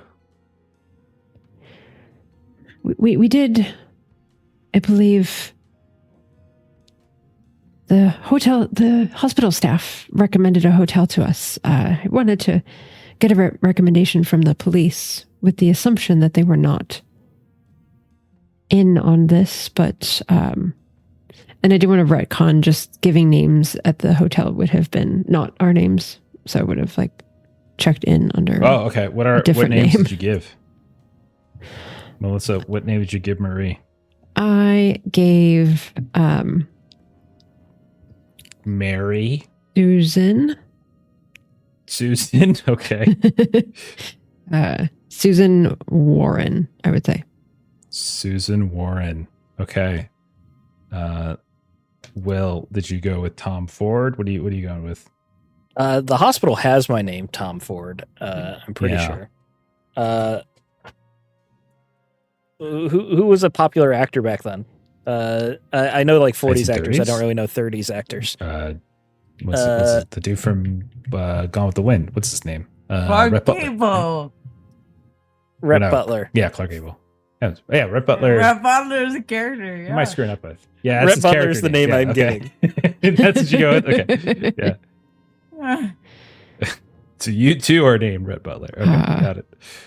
Okay. Gary Cooper, John Wayne.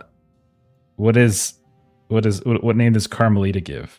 Angela Lewis. L-U-I-S. Angela Lewis. And what about Goldie? Mary Johnson. Mary Johnson. Okay. And suddenly she can speak English perfectly. No hint of a French accent. No hint of a Rhode Island accent. What's Patrick? What name does Patrick give? Go with the old Jerry. God dang it. You're going to get everyone killed. Last name Seinfeld. Jerry Finger. Pisner. Oh, God. Of him? Oh, welcome back, Mr. Pisner. You've changed your face a little bit. Okay. So we'll see the five of you, excuse me, go out. You find a bar nearby, maybe something overlooking the harbor. We see beautiful lights of various boats and such that are down there, and we hear the sounds of revelry. But the five of you take this in with some level of somberness, toasting Frank, making plans for tomorrow. And I'll say, is it fair to say you guys turn in and get a good night's sleep? Is that fair? Yeah, absolutely. Okay.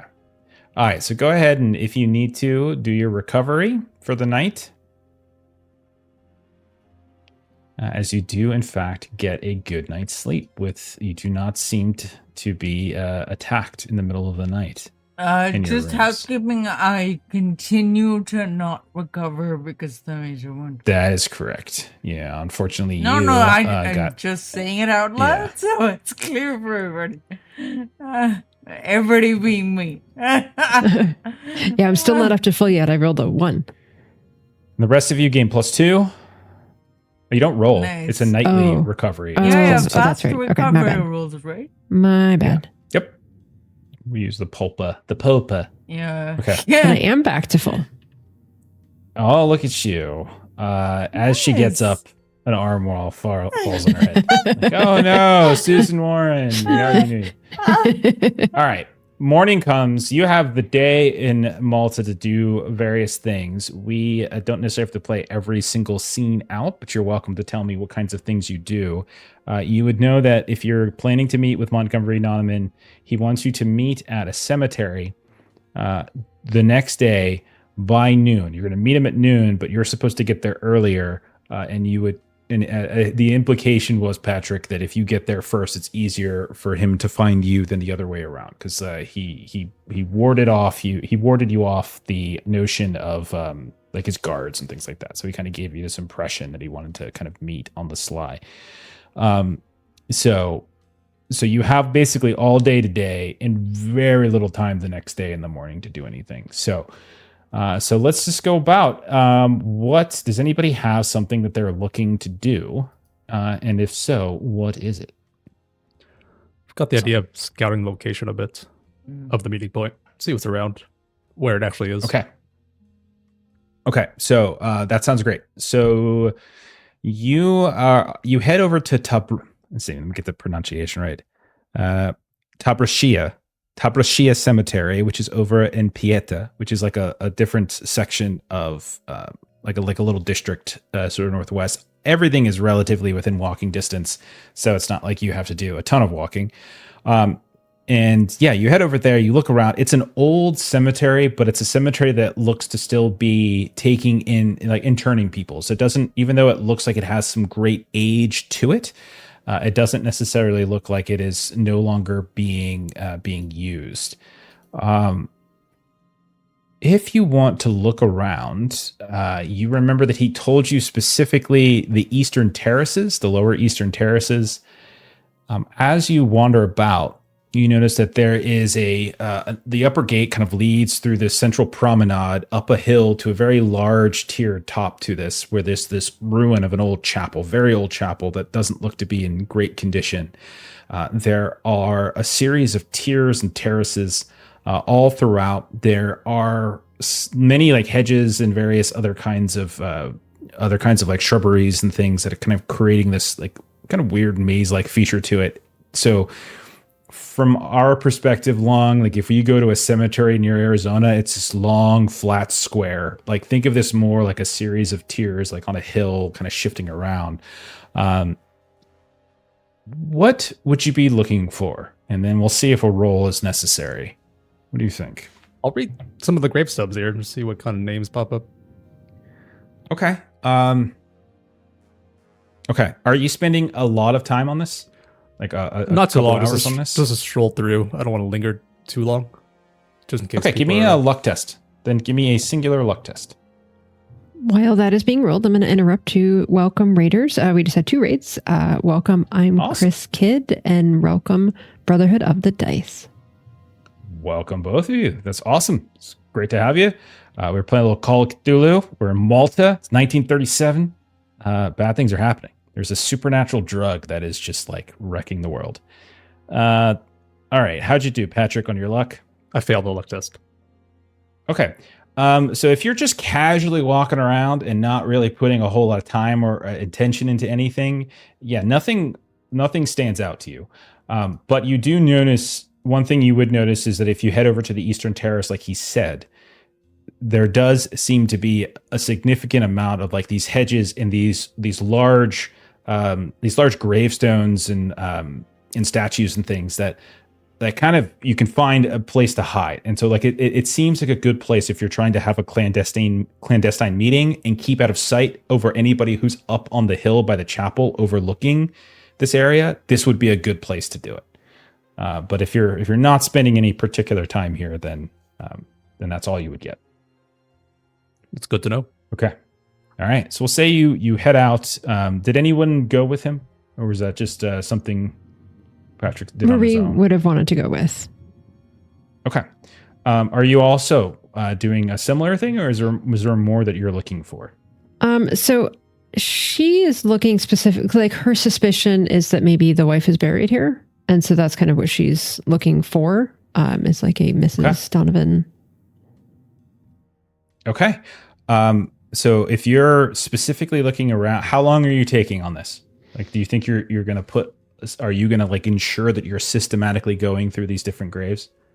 I think so. Like she's become a bit OCD over time. So I would say that she would be a bit particular about it. All right. So if you are committing to the time and really specifically looking for something, you find a name that stands out to you. Takes a little time. It is called, so you see a name, Portia, Portia, Portia Donovan. And it seems like the headstone here is relatively new compared to some of the other stones around here. And it says, beloved wife and mother. Is there information, date of birth, date of death? Sure. I'm not sure if they do it the same way we do it over here. That makes sense. But we'll say that the date of birth appears to be right on the dot 1900. Okay. And the date of death appears to be the beginning of this year. Oh. Was it beginning of this year? Hang on. I think it might be actually the end of last year. So it would have been like end of 1936. So she's died within the last calendar year. Okay. And then she's sort of thinking through the son being in the hospital and all of these things. And then she would also want to be seeing if anyone else is, especially when she does see it, then she kind of wants to, again, kind of check to see, is anybody watching us? Anybody kind of keeping an eye on this location? Give me a spot hidden test. We rolled a 1. You rolled a crit? Yeah. Okay. All right. You notice at one point that there is an older gentleman that is, he's of decent height. Seems like a big barrel-chested, broad-chested man. A thick, heavy, lengthy beard. And he is, he's got like this kind of like frock or tunic on of some kind. He's not dressed in like the style of Americans or Western Europeans. It sort of has like a different vibe to it. And you see him move up to the, like he just kind of comes out of nowhere, out of the chapel. And he's like lingering at the top of the hedge, kind of looking and looking and looking. And at one point, maybe spots you, sees Patrick. Doesn't seem to be like particularly alerted to that, but then turns back and heads back inside the chapel. Marie, I imagine, might have wandered. Like Patrick may have. Long, you can correct me, but maybe you kind of looked around a little bit, and then you're kind of like sitting on a bench or something, while Marie is kind of being very methodical about this. Yeah, I would have moved around out earlier, waiting for you to finish. Mr. Price, there was a gentleman that was in the chapel, and he came out and went back in. He reminds me a bit of young Mr. Sawyer's description of the gentleman that was hanging around the hospital just yesterday. That he's in all of this here in this location, huh? It's hard to know if we should bother him or not. I would perhaps like to get a closer look, see what seems to be in that chapel. I can play a grieving family member like the best of them. You can join me or not, perhaps, but we'd like to get a closer look. I'll be in the area. Check out the chapel too. Okay. Okay, so if you go up the hill to the topmost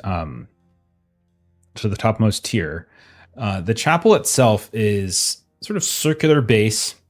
Okay, that tapers upward to like a secondary level, and then has a dome at the very top. But you can notice first that it is not in great condition. It doesn't look as though it has been particularly well kept recently. It does look like some of the walls and such could use with some sprucing up. It definitely seems as though it is not in active use. Like it's not like anyone's holding services or anything here. There are other people in the cemetery visiting graves, paying respects, etc. But it doesn't look like anyone is here within this chapel. If you go inside, you will find that it is all but empty.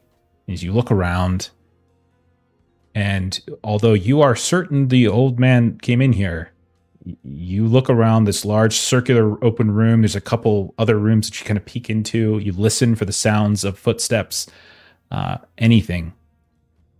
It is empty. You said you saw someone, but there's no one in here.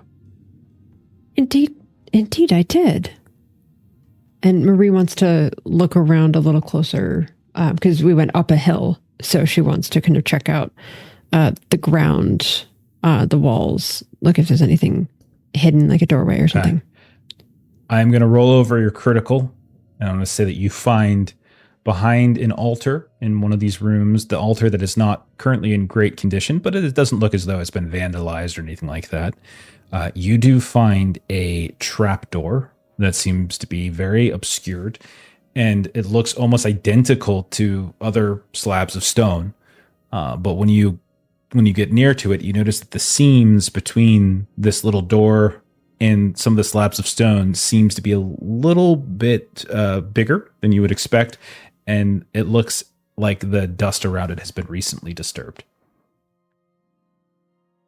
And Marie would sort of hush her voice a bit, and she kind of waves and gets Patrick's attention and calls him over. I think there's a trapdoor here. You thinking of going down? He might be down there if he's not up here.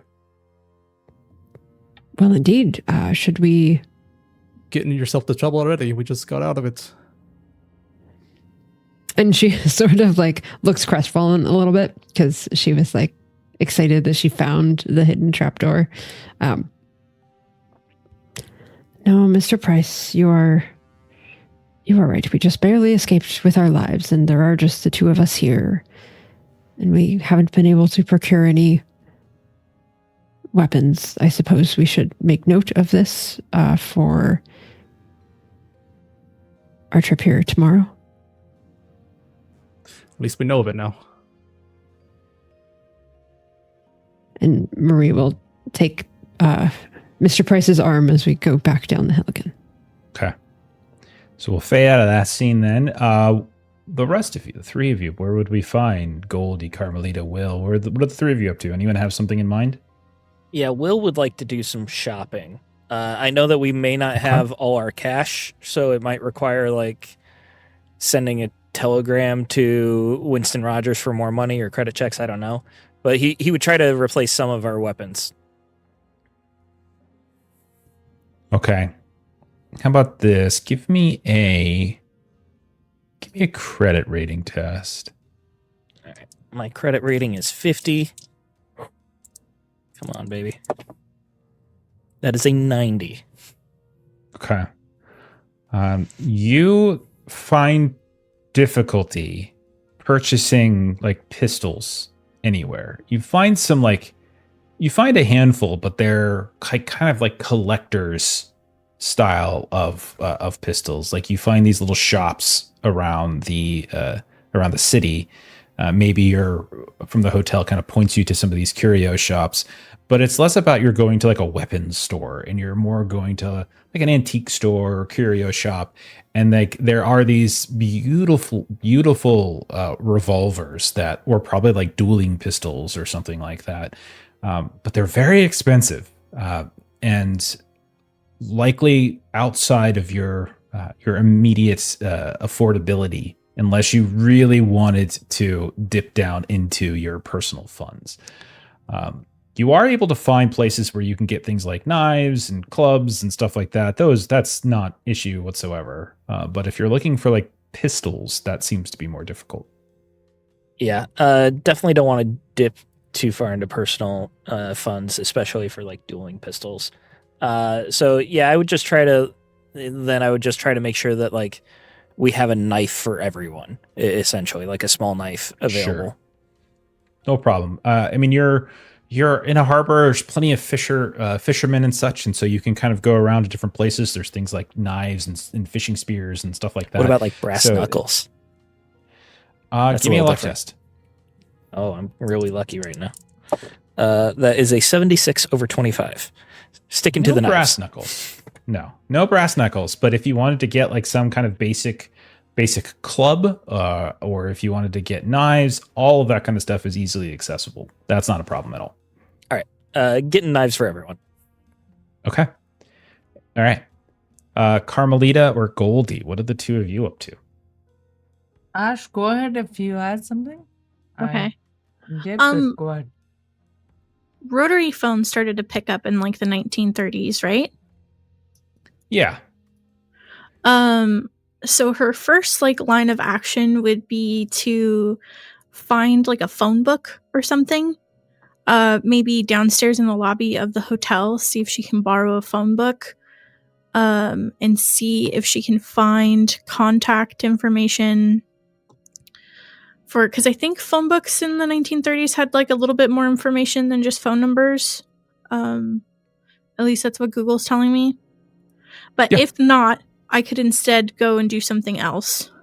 But she's looking specifically for I mean, what are you looking to find? Let's put it that way. I'm looking for an address for Miss Hans. And then Donovan. And okay. And you're just looking through like doctor. a public directory. Yeah, she wants to see if like it's available publicly or if they've paid to kind of like squash down that information to not have it available. So if you're just looking in a phone book, yeah, I would say you find directory information for Dr. Salacio, yes, but you find nothing for anyone by the name of Hans. You're not even sure how to spell that correctly, and nothing for Donovan either. Okay.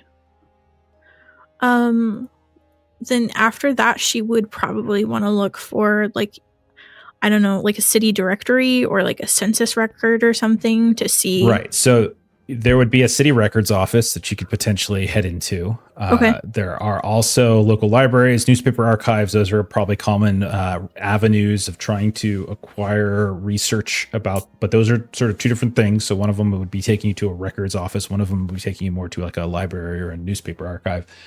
So those are two separate places. So where do you think you would be headed? I think she would be skittish about going to like, especially because it kind of feels like Marie's been cautious about being watched, and then Patrick's warning. She'd go to the library instead of like the city directory. Okay. And so when you look through you head down, you try to get some sort of lay of the land in the lobby. You ask for like some sort of local directory. You don't find anyone by the name of Donovan anywhere, and you don't find Hans. You try to spell it a couple different ways, but nothing kind of pops up. Salatio absolutely does. So you decide then to go to this like a nearby library. If you want, you can give me a library use test. Sure to thing. sort of start sifting through this. Damn. 93. That'd be 23 luck to pass. What's your you can luck push. looking like? Don't forget pushing I exists. could push. Yeah, you got 70. Yeah, I'm gonna try and push. How do I flavor pushing in the library, searching for information? I think could be just spending more time. Yeah, I think Say at that. first she's a little too frenzied and like not paying as much attention as she should because she's looking to see if anybody's watching her too much. And I think she lets go of that paranoia a little bit so that she can actually focus.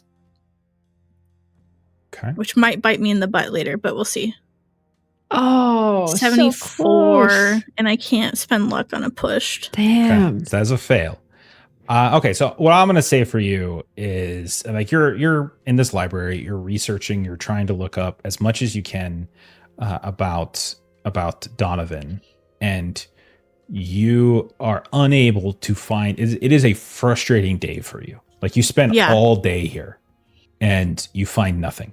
You find absolutely nothing, and you are you are like completely at a loss. Like you go through all of these different archives, things like that, and you're unable to find any reference to this name at all. And so, yeah, I would say the fail state then of the push is just that this just takes up all day. Like there's nothing else that Goldie gets to do. It just sort of takes up. And all she day. just comes home pissed. Yeah. What about Carmelita? The thought is that Donovan's involved in shipping of the nectar and from the correspondence we have and everything. And so she wants to find out if either by the docks or by the airport he has any shipping offices, or basically she wants to go and poke around where his business offices might be, and she'll go to city records to see if there's any registered businesses for him. Yeah, city records, then just a library use roll for sure. Okay. All right, this is our journalist, so I'm assuming we've got a good library use here. I have 50 on library use, so here's hoping. Marie's got 24, so it's never. Oh no. That's 100. Oh, you did the talking to people thing too. Don't smoke in a library; it'll catch on fire. Critical failure. Fail. That was a hundy. That was a roll of a hundy. Yeah, and that was 100. Okay. So this is okay. So I'm gonna say this is what happens. You head into the city records office.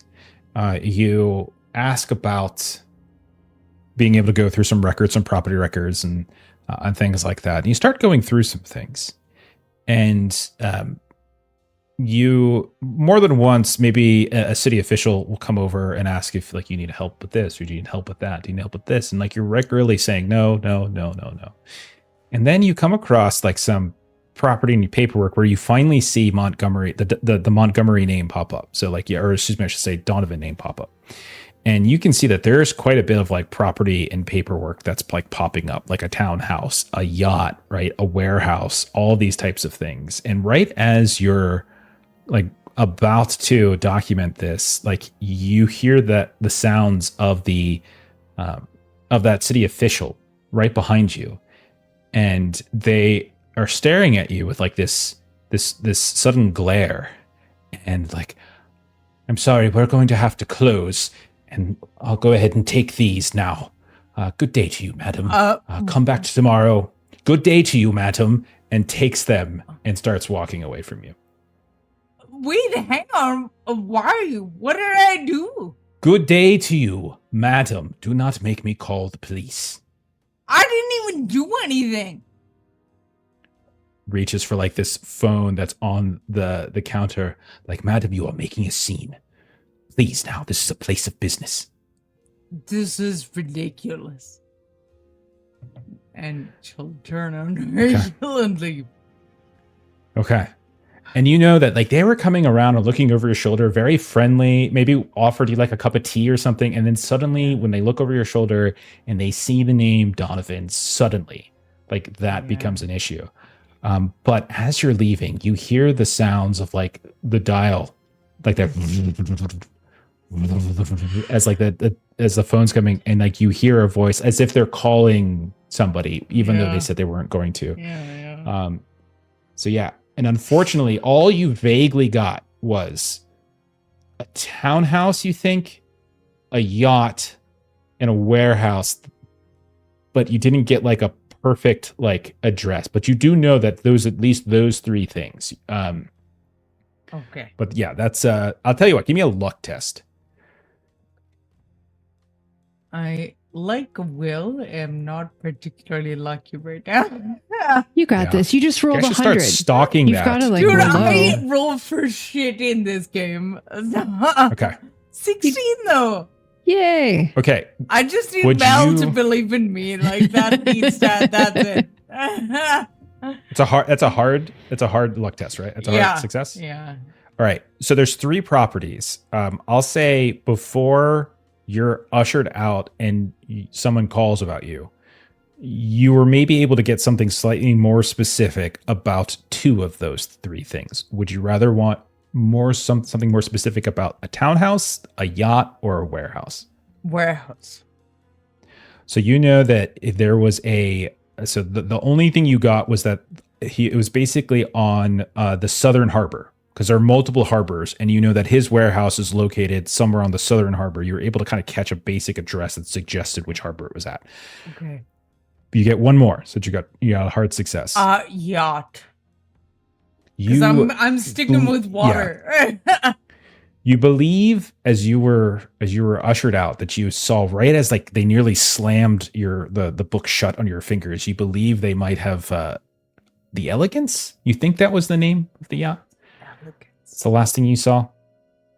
That's running me. Was there a name of the warehouse, or was it just? There's no name of the warehouse. Okay. Nope. You just would know that. You just know which harbor. Got it. Thank you. Okay.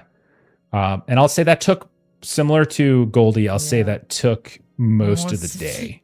Yeah, Kurtfield, that's very decent of you to give me what you did. Okay. So I'll say, I'm going to go back to Will. Will, did you have anything more you wanted to do? You're just shopping. You didn't really do any like critical fails or push roll fails or anything. So you probably have a little bit more time to do something else. We talked about sending messages back. So I think that's what he would spend time doing, then go into a telegram office or find a way to wire Winston Rogers. First of all, telling her that we need cash. And then second of all, saying, our plane crashed and Frank is dead. Okay. And you say this through telegram, right? In a more formal and appropriate way. Well, yeah, you pay by the letter and we don't have much money. So it would be FRNKRIP.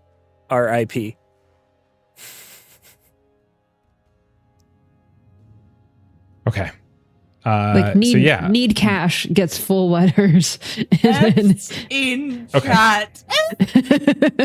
Right. You would know, Will, that you would not hear a response for anywhere between 1 day or a couple of days. It could take some time because So, and also the request for money and things like that. That all is stuff that could take a little extra time.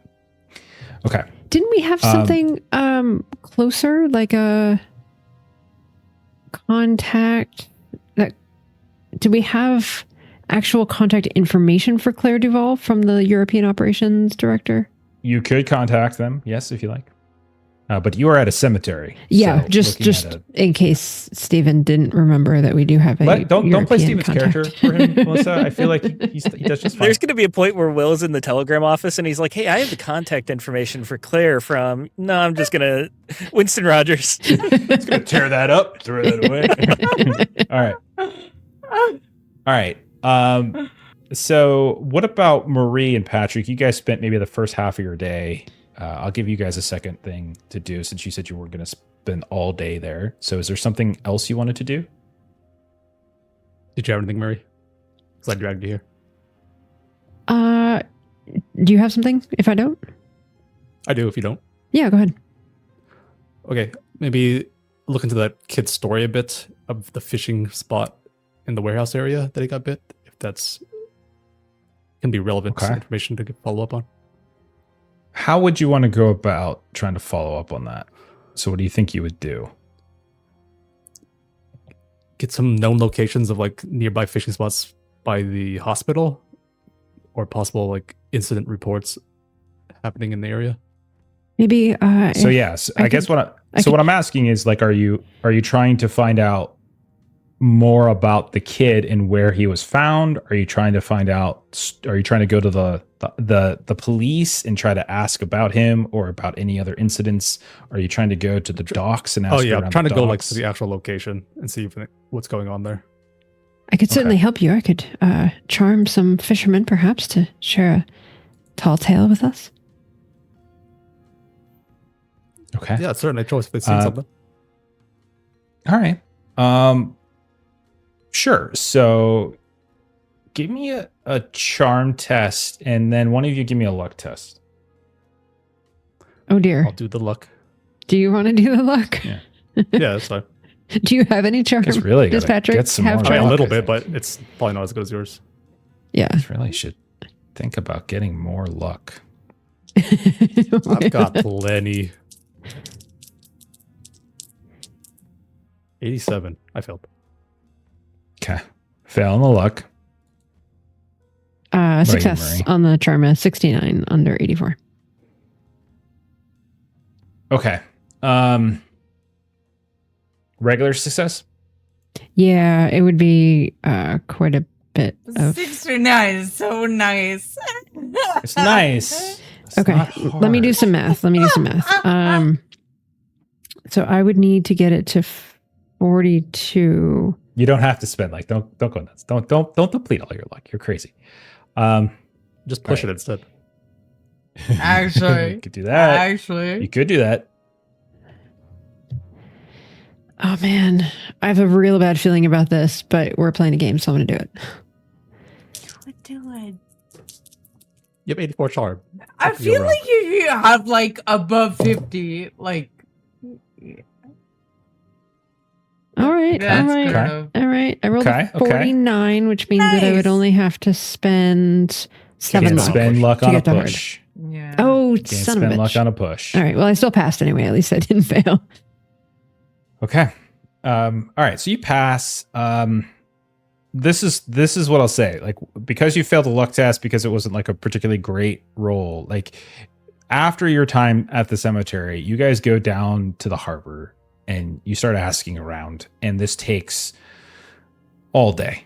And you're asking about like specifically, fishing spots, and there's plenty, and everyone has their opinion on the best fishing spots. And eventually you start asking around about a little kid getting attacked or a little kid having an incident. And it takes a while for you to really find somebody who knows anything.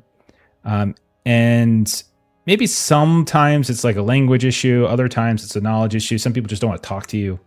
And eventually, as probably as night is falling, and you manage to convince a crotchety old man, you melt his crotchetiness with your charm, Marie. And he says, yeah, I heard about the little boy is over by, I think that was Newcastle Drive. Yeah, I don't know why it's Texan. That's silly. I don't know, but I love it. I'm doing it again. He's a transplant. I don't know what else to do. Okay, Like yeah. So he's like, I gotta figure out a language. Like, I used to do like a Oleg led Billy. Okay, there we go. I was fishing down there, Newcastle Drive, and a bunch of warehouses over there, and I think that's where the little boy got attacked. I wasn't there, but I've been there before. And is he doing all right? And Marie looks to Patrick. Yeah, he's holding on. He's doing fine. Good. He's a good little one. He's got a good head on his shoulders. We don't want nothing bad to happen to him. Anyhow, yeah, Newcastle Drive. Warehouses over there. What happened exactly? Was it a large fish? I said I wasn't there, but from what I heard, he was kind of poking around somewhere he shouldn't. And, I don't know, something bit him. Maybe guard dogs, cats, I don't know, something. And how long ago did this happen? I don't know, maybe a week ago. Maybe more. No. What day is today? Could be 3. I don't know. And you get like a stench of booze off of his mouth. So you're not entirely sure, but it's been a little while.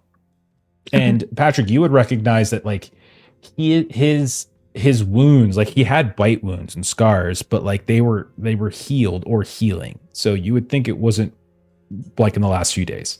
It was you would guess that he was healing over the course of like a week or 2. Interesting. Sounds about right, Marie. Still recovering at the hospital.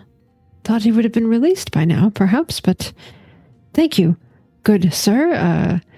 Interesting story is always a good way to end a day. Yep. Yeah, it is. Yeah,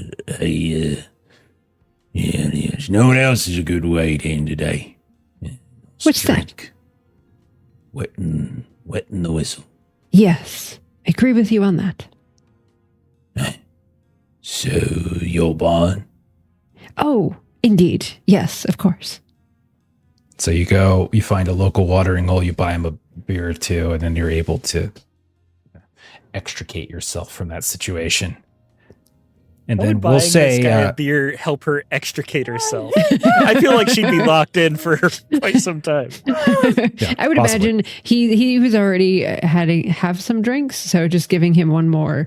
And he's talking, but he's sort of getting a little tired as he talks, and then he doesn't even realize my second one she's gone. tried to tell me fishing wasn't a lucrative business venture. And You don't say. Yep. And then my third wife, her name was Gloria, she said that she liked fishing and said I drank too much. You can believe that. Never. Never. I left her, that's for sure. She still comes by and sees me every now and then. He runs a little shop downtown and everything. Oh, how lovely. So I'm looking for wife number 4. Well, I do wish you good luck on your search. On that note... Fortune smiles upon me. Yeah. Well, perhaps tomorrow you will find someone just for you. Give him a good old smack on the back. I'm careful. Let's I got some wounds. I can show you the scars. I know women enjoy scars. One here. No. On that note, my date and I will be, and she's looking for Mr. Price. This one? Let's see what's so good about this one. Mr. Price is sitting at the bar, ignoring this conversation, and is not coming to her rescue. You're the one that charmed him, not me. He smells too good. Ain't no man should be smelling better than his lady. That's how it is. Yep. You know what? I've didn't realize I missed that scent. I should go get closer to it. Here's another one. Have a good evening. Oh, thank you very much. Don't mind if I do. Mr. Price, I do believe we've gotten as much information as we're going to out of that one. If you would like to return. Hopefully the others are all right. Okay. And now, since this satisfies Steven's complaint. You extricate yourself out of the situation. We say you all meet back up at your hotel. Day has traversed some good things, some bad things. So we'll say you find yourselves either in your suite or over dinner or whatever it might be, talking out your next steps. What do you think those next steps would be? Something to meet him at noon tomorrow. Carmelita will share about the warehouse on the South Harbor and the yacht that she thinks is named Elegance. And she found that while she was looking for Donovan's shipping activities. And Marie and Patrick, Newcastle Drive, you learned, is on the South Harbor. That links up with what we learned. Yes, I grabbed this map from the concierge downstairs, and I think the South Harbor and that road are very close to each other. Should we go check that out before we meet Miss Donovan tomorrow? Well, so the interesting thing about the meeting spot for Mr. Donovan, Mr. Sawyer, we saw a gentleman when we were scoping out the cemetery, and she'll give a description of the gentleman that we saw. Is that similar to who you saw yesterday? Sounds like it could be. So he was in the chapel. So he's following us? Came out of the chapel, looked around, and then, most curious, we went back inside the chapel, and there is a secret trapdoor. He went inside and disappeared. Did you follow? Mr. Price and I decided it was wiser to not follow if it was just the two of us without any weapons, and who knows what this man is up to or how many others might be down there. But if we're going there tomorrow to meet Mr. Donovan, it is a concerning meeting spot.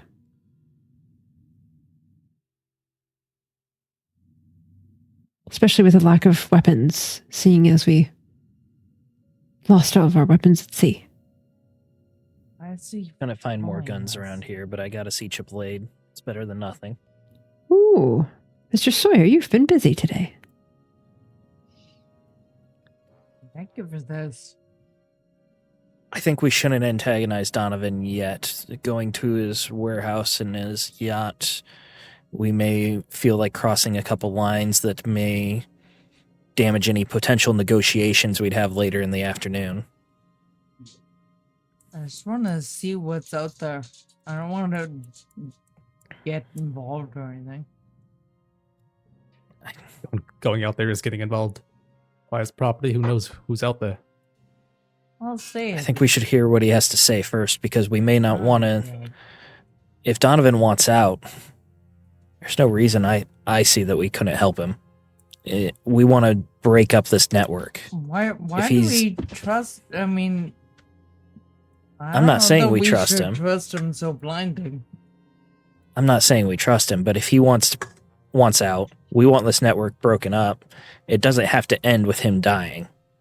There's no reason we couldn't get some information from him. We could work towards the same end. That's right. He's got some information here. He knows the ins and outs. And it's what we want to know. How does me checking out his warehouse have any impact on that? I think the concern, Ms. Buñuel, is if he truly wants out, perhaps his former co-workers have noticed, and he is being watched, no? So sure, if we are seen also associating with his locations before securing the deal, it could be a problem. Sends a message we don't trust him. There's very little information of... I was not able to uncover anything of Miss Hans nor Donovan in any sort of public record. It is very hush-hush. There but the are doctor's several items registered to Mr. Donovan. Were you able to get them all? No, just a few. Just that warehouse in the dimension. That's curious that you weren't able to collect everything then. It's unfortunate. I was wanting to look at more, but the clerks there were not happy with me being there by a certain time, I suppose. Not sure why I got thrown out, but I did. That is not curious to you. That it is incredibly curious to me, which is why I want to see what his operations here are before we even talked about getting out of them. Like, what is it that he is trying to get out of? I did see at the graveyard that, and I knew this from the hospital, but his wife passed away not too long ago. She has a fresh gravestone, and her date of her unfortunate passing was not that long ago. So if a gentleman may have a change of heart from something that he had been doing for a living and something he might want to get out of, if his wife has passed and his son is now ill, that could prompt someone to make a life change. If I were a cult leader, how would you imagine that you would control your people below you? You'd build it up with trust first, and then as that breaks, as they begin to question, then you have to rein them in tighter. And people are weak for their families, and you could remind them of their loyalties by taking someone of their family out of the picture. Or keeping one at the hospital.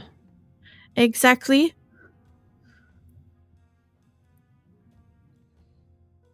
It'll be clear tomorrow when we meet the man. Or I'd like to hear what he has to say before we kick That that is certain hornet's what I nest. worry. Well, it's good that we know where to find him if the meeting tomorrow does not go well.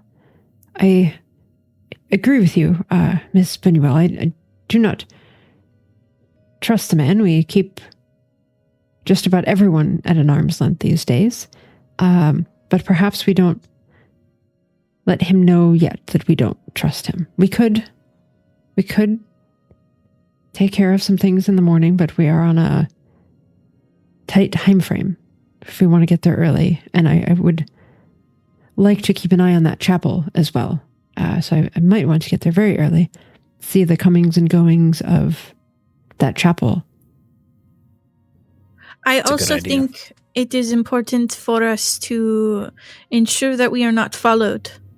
So we leave in groups and perhaps go to a different location early enough to give us time to lose anyone who may be trailing us to meet at our location. Yes, that's a good idea if we all travel together. Yes, and tomorrow afternoon, we should definitely, assuming things go okay, in that meet, Ms. Buñuel, we should absolutely go to the warehouse and check out this fishing story.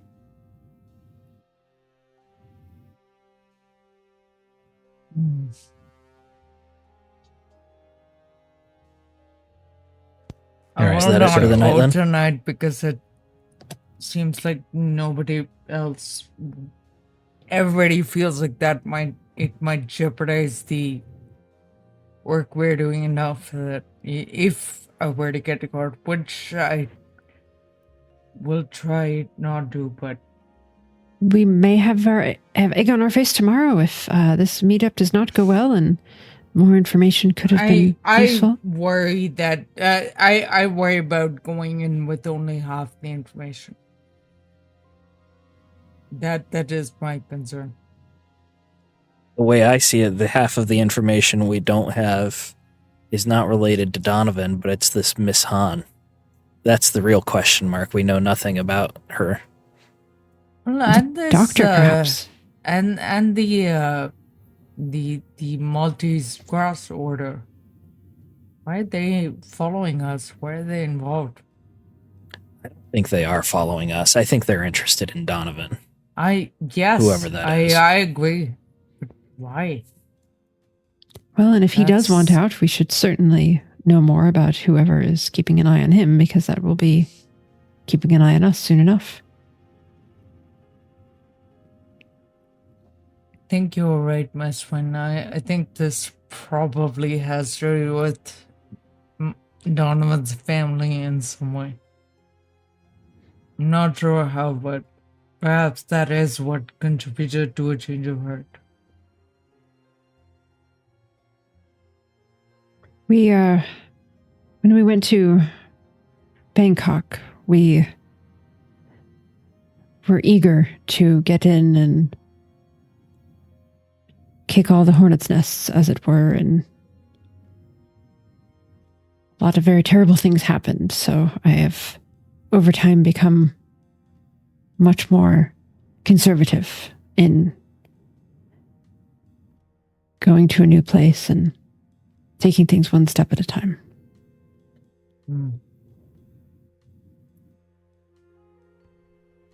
But another round of drinks for Mr. Kearns. Send us off to bed. Yes. That's a good idea. All right. You guys, if you guys are done for the night, you can take 2 more HP, those of you that need to do so for your faster recovery. I think this is 1, 2... We'll say this is 3 days what days. I have on my count. Yeah. Yep. Same. Okay.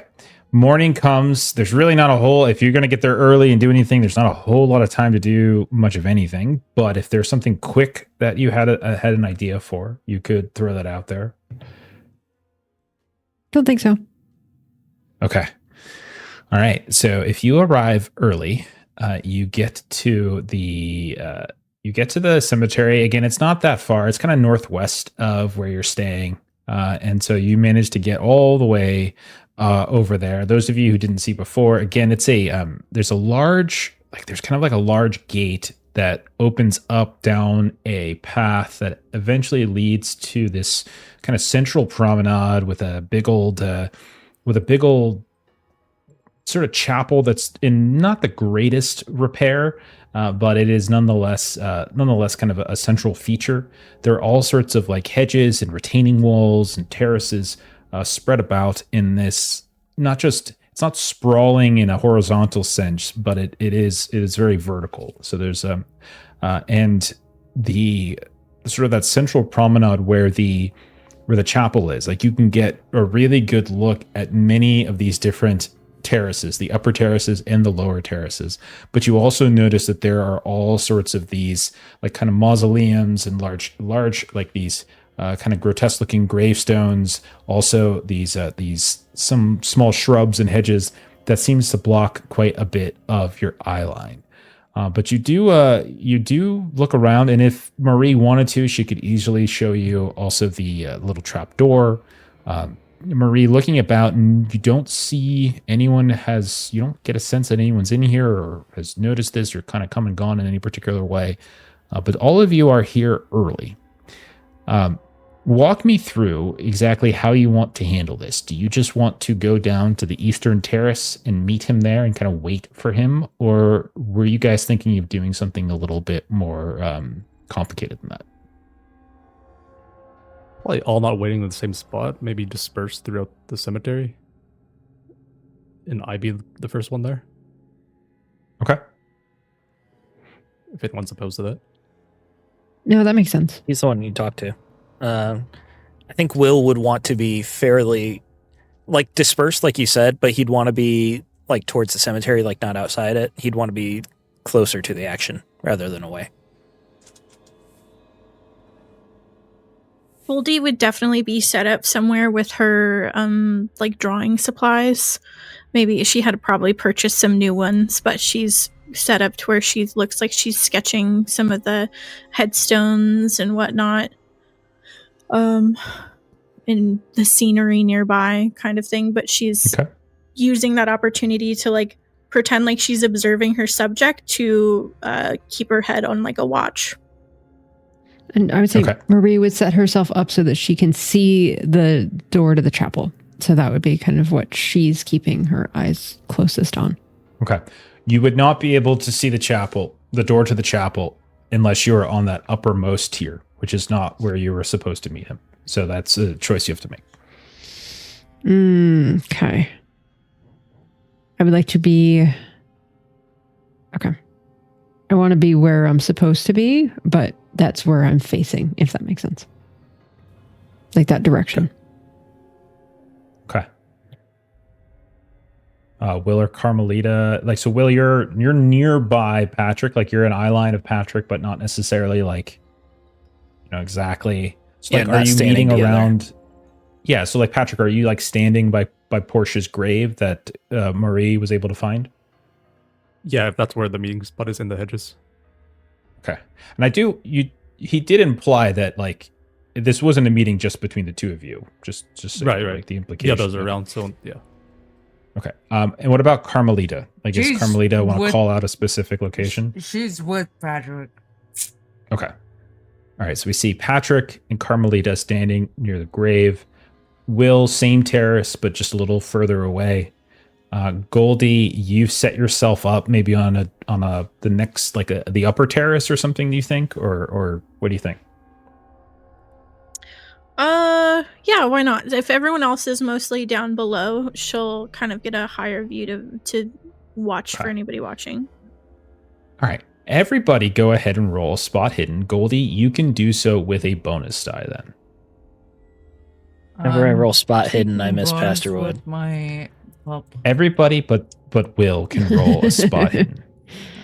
Man, another 69. See, Pastor Wood would be able to roll spot hidden. Goldie, look at you. Regular. Yeah, seriously. All right. Looks like I got a regular from Patrick. I got a extreme from Goldie, a hard success from Carmelita. Regular. Will, how did you do? I'm sorry, failed by Will? 12 points. I don't want to spend the luck. I think I'm just like hidden behind a tombstone. Sorry, I can't see very well. Okay. And Marie, you got a regular. So all of you at a certain point notice sudden activity in the cemetery, whereas maybe a handful of folks are here, but not many. It is a very empty place. And there's a scattering, like person might visiting a grave or tending here and there, something like that. But it's not a very high trafficked area. And then suddenly there's a burst of activity as Goldie, you're able to see the same car that you saw kind of previously kind of drive past, doesn't park anywhere, but it just kind of drives past a little bit. And then you see coming through the gate and kind of up that central path towards the chapel, you see the same man you saw the day before, who you presume, based upon Patrick's description, is Montgomery Donovan. He is flanked on sides by several guards, again dressed in that kind of black, those black suits. They're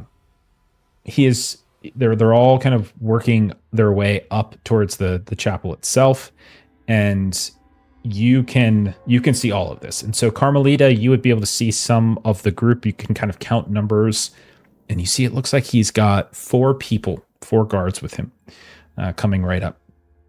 And then those of you with a kind of regular successes, the only time when yours kicks in, it's only when you start to see that Donovan separates from his guards, who seem to wait on that uppermost tier by the chapel. And Goldie, you can see that they are lingering, but nonetheless, they look like they are on alert, like they are looking everywhere, this way and that. And they're definitely, at least one of them always has eyes on Donovan as he kind of starts to descend some of these stairs and these tiers to get down to where he's going. So that is something all of you can potentially see. Now, what Goldie will get extra for her extreme success is that at one point, she spots a old man in his 60s, we'll say, that he almost kind of blended into the scenery in some ways. And, you didn't even notice it. But he's kind of set up within eye line of Donovan and all these people. You're pretty sure he just kind of arrived, and he just kind of sits down, and he's like feeding feeding birds that are coming down, like throwing these little bits of maybe bread or something onto the ground and just pretending like that's where he normally is, and he's off in a distance. He's not close enough that he would be able to hear anything, but you can tell that he arrived shortly after the arrival of Donovan and matches the description that you've now heard from Will and from Murray. And so while this is all happening, eventually those of you on the same terrace will see that Donovan comes down and maneuvers in a certain way until he finds himself kind of behind this long hedge maze, this retaining wall. You see he lights up a cigarette and he looks off and he makes eyes, like he makes eye contact, I should say, with Patrick. And you can see he's like waiting and as if beckoning you to come over. I'll inch closer. Okay. I'll be as instructed. Who? Very good, old boy. Very good. You are, and he like looks over towards Carmelita, who's right next to you, and like introduces himself. Montgomery Donovan. Hang on, I know this one. Carmelita Buñuel. Yes. Yes. Wonderful. Recent addition to the team, I believe. Something like that. Pleasure to meet you. Yes. He looks around for a second. Oh, there's Mr. Sawyer. Or is it Mr. Ford? And he kind of makes a little laugh. Makes a little gesture towards Will at that point. Yeah, he starts walking over. Okay. And then Marie, do you also come over? Yeah, once she sees Mr. Sawyer moving, then she would move towards as well. Okay. So Goldie, from your position, you kind of lose sight of everybody for a little while. And you can tell that the guards do as well, but they keep their distance. They don't really seem like happy about that, but they are certainly keeping their distance. Like they're not going down the terrace, but they're sort of looking here and there. So when the four of you arrive, kind of like surrounding Montgomery Donovan, he again, as if he's demonstrating his knowledge, calls you out by names, and he looks all at you. So here it is, I guess. Well done, old boy. He says to Patrick, now I want assurances that my son, Montgomery Jr., will not be harmed. And if you can ensure that, assist with getting him out of the hospital, and I have your word that your patron, Miss Winston Rogers, can marshal her considerable funds in contacts to find a corner of the world for he and I to live peacefully out of sight of this damnable cult, then yes, I suppose there's some information I could convey to you. We're not in the business of killing kids. Exactly. You might not be, but there are many within the organization that would not bat an eye. Did they kill your wife? Not in so many words. Your son is being held at the hospital against his will. Against your... No, he is there because he is very ill.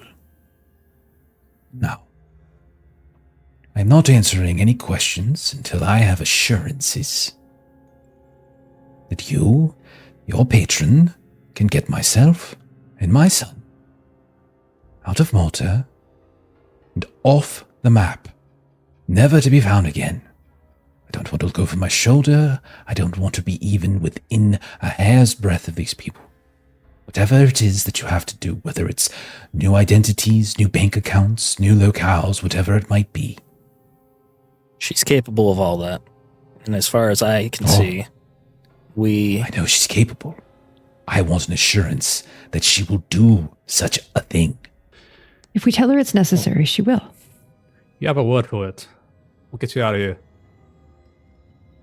No, tell us what. What? He doesn't have to tell us anything. He won't tell us until we show him. Why should we make this promise? For what? You tell us you have information. What information? To be fair, we do have concerns that we would be bringing you into the inner workings of our group, and I want nothing to do with the inner workings of your group. I could care not a whim about what you all continue to do or what you do to apply the information I give you. I want out. I don't want anything to do with you. I don't want anything to do with these people. I want out. That is all. We can do that. If you, yes. We can do that. Can you? And will you? I want your assurances. Information I have is significant. And as to your point, Miss Buñuel, it is clear that you are still new to this. I have been a part of this organization for years. If you cannot assume the information that I could have, that the testimony of somebody who has orchestrated the entirety of European and North African distribution could provide you, then I believe that you are perhaps poorly chosen, and you make my confidence in putting my life and the life of my son into Janet Winston Rogers' hands much less than it was moments before. Recognize a good thing when you have it in front of you. I suppose I see it very much like Janet Winston Rogers. Certainly you are capable of those things. Whether you will do them or not is a different story entirely. Carmelita, our goal is to shut down this network. Getting Donovan out is going to be shutting down the network. We'll get you out. We will. He looks to Patrick. Old boy, don't think you did a good enough job selling this. If I wanted all of you dead, none of you would have woken up in that hospital. I've already showed you plenty of goodwill just by letting you walk out of there. And I won't stand here and have this one speak to me as if I some low-level cretin.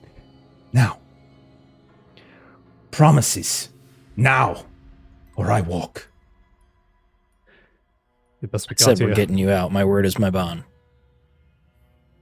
You've got mine. One of you needs to make a roll, or he's going to walk. And persuade? You're going to do it with a penalty die, I think, actually, because of... actually, no, you don't need a penalty die for this. Just one of you give me a roll. Depends on what you can roll persuade. I'll take persuade. My persuade's 50, yeah, so you guys are probably you guys are probably better than mine. Go ahead. I've got 73. Oh, it is better? Go yeah, mine's not Marie. What I'll say is no penalty die, but no bonus die from both of you chiming in. That's what I'll say. So I Could Marie do it or persuade? no? Anyone who spoke, I would say, with the exception of Carmelita, I would say the three of you. I think Carmelita didn't really try to persuade she's not him. offering her word. Okay.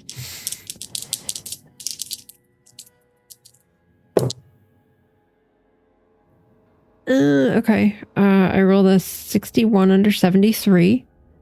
Does this need to be hard? No. No. Okay. Mr. Donovan. Very good. You have our word. We will do as we say. We will all do as we say. We are thin on easily trusting, and we just met you. But we are shared of focus and aim. And because of that, you have our word. All of our word. I will hold you to that. Now, we don't have much time, so stay focused. Samson Trammell, a man whom I believe you know, some of you, recruited me into this organization in 1926. It was a few years later that brought me into his inner circle, and not until late in 1930 that I was sent here to Malta Jonathan Brooks, sent to Mexico City.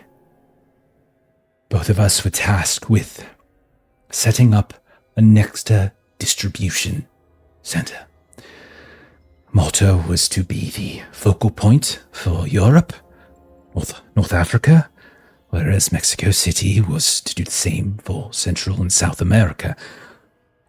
Siricon, I don't know her particularly well. She's of the old guard. She's one of Echeverria's before my time.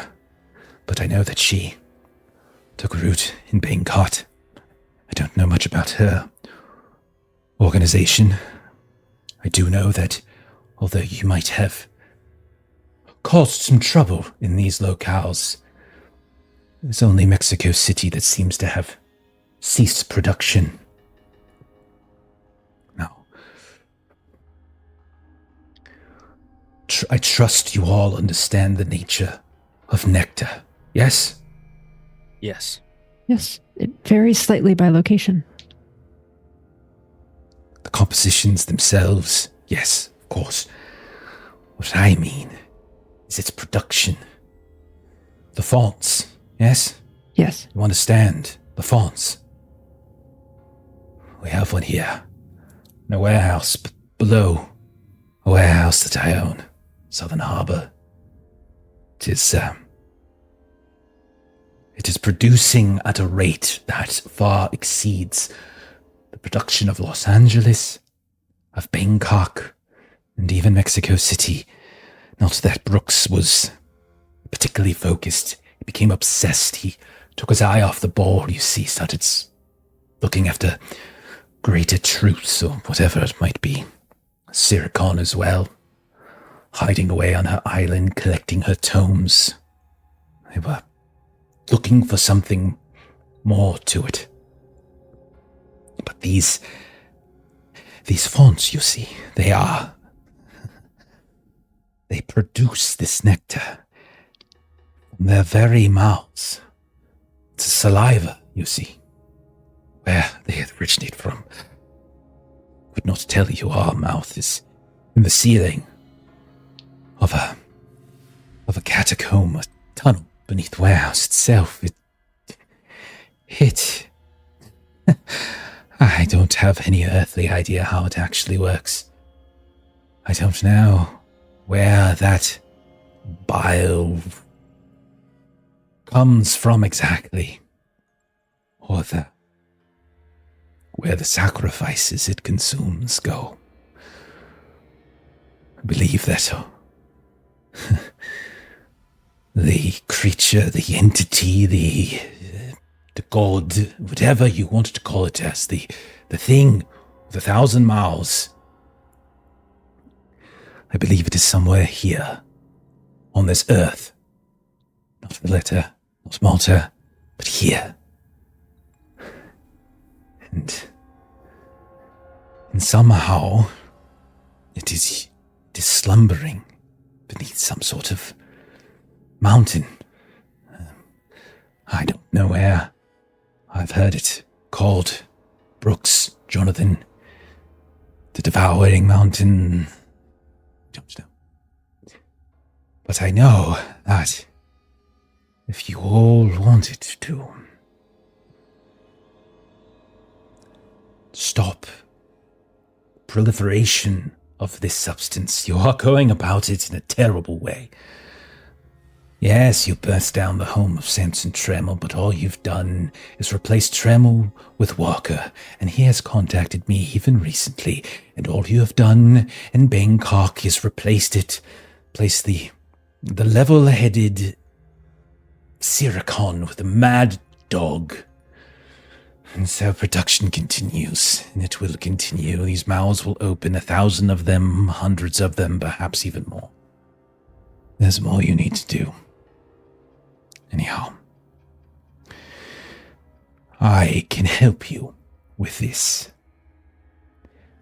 I can't tell you where the mountain is. I can't tell you where this entity is. But I can tell you that merely going to the mountain is not going to help you.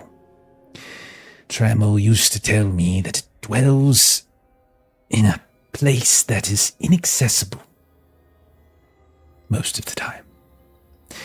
Except when the moon is dark, when only the stars shine down.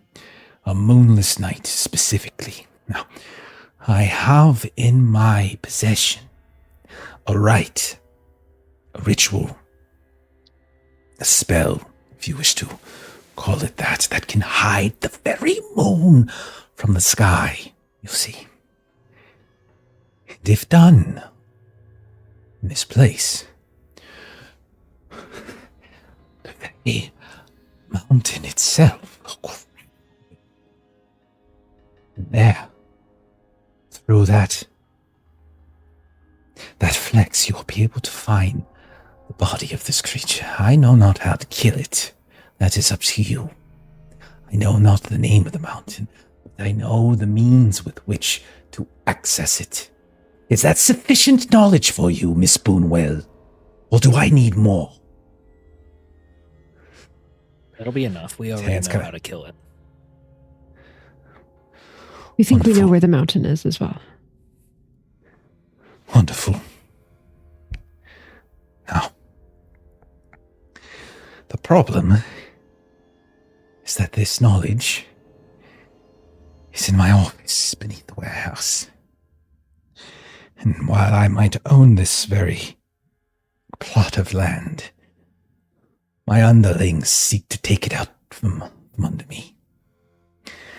Diana Hans, Victor Prescott, these two ambitious, well, Victor is nothing more than a pound of muscle with nary a brain cell. But he's very good at making people hurt. And he will do that if Miss Hans points him in that direction. I believe they're already suspicious of me. That is why I am speaking with you at all. If you can help get me out of Malta through your patron, I can help you get into the warehouses. I can help you gain access to the spell. And if you choose to the very font itself, not that I would know how to kill the thing, grown so enormous ever since. Well, ever since Portia. Anyhow. But this man that you mentioned, this Victor, is he perhaps a man that walks around in a bit of a tunic with a long beard? No, the man is not much for style. He walks around in the same clothes as one might wear at a warehouse. Except his face looks far angrier, like a horse has recently kicked it. Very ugly man. Oh, we ask because we've twice now seen men in a tunic with a long beard hanging around. Mr. Sawyer saw him outside the hospital, and I saw him myself here in the chapel. There was a trapdoor beneath the chapel that he disappeared into. He's no one I know. Perhaps Diana has hired on additional help. What does your late wife have to do with the Mothkin beer? When I first took over the Malta location, several of the Los Angeles branch came with us, and we were able to summon forth the font. And for a while, was able to produce at a steady rate. But those rates were not sufficient. They were not sufficient for myself. They were not sufficient for Samson. They were not sufficient for the goals, the aims that the organization had. Total global proliferation. We needed to find a way to increase productivity. And at a certain point, I grew desperate enough to find other avenues. And, well, it's a mouth, is it not? Supposedly connected to some sort of god, is it not? Who better to ask how to make it produce more quickly and more voluminously than the font itself? And so I asked it, I beseeched it, I said, what do you want? And so it told me it wanted sacrifice, and that we did not have any shortage of volunteers. And many gladly gave their bodies over to the font with great excitement.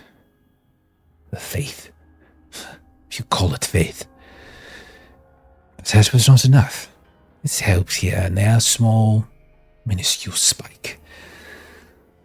But the mouth wanted more. It wanted a more serious sacrifice, something closer, something valuable to me. I thought, for a time, about Montgomery. But I couldn't do it. When the time came, it was Portia. And after that, we had no shortage of nectar. More than we would ever need. Samson was pleased. Jonathan jealous. Even Sierra Khan impressed. But I was left without a wife. And Montgomery without a mother. All so that this black maw that Tremel revered, this Nyarlathotep, could be appeased.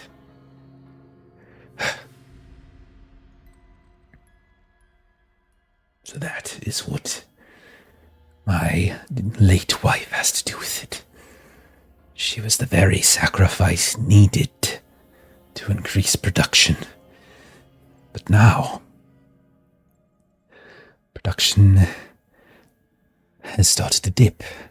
Not precipitously, mind you, but declines have started to show. It is only a matter of time before Diana forces another. And I will not give up, my boy. Of course not. We must exit before then. Yes. Yes.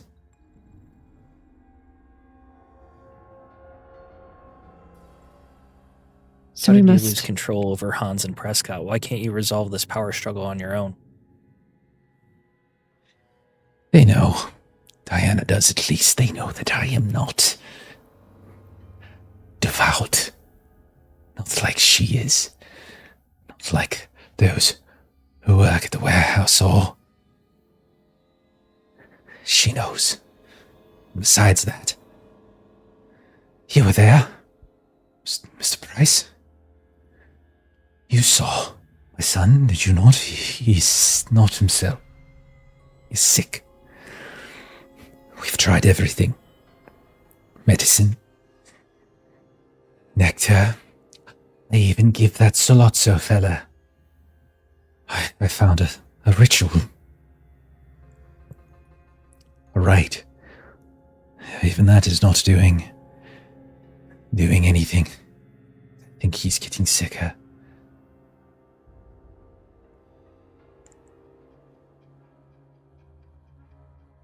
Wouldn't transporting him threaten his health even more?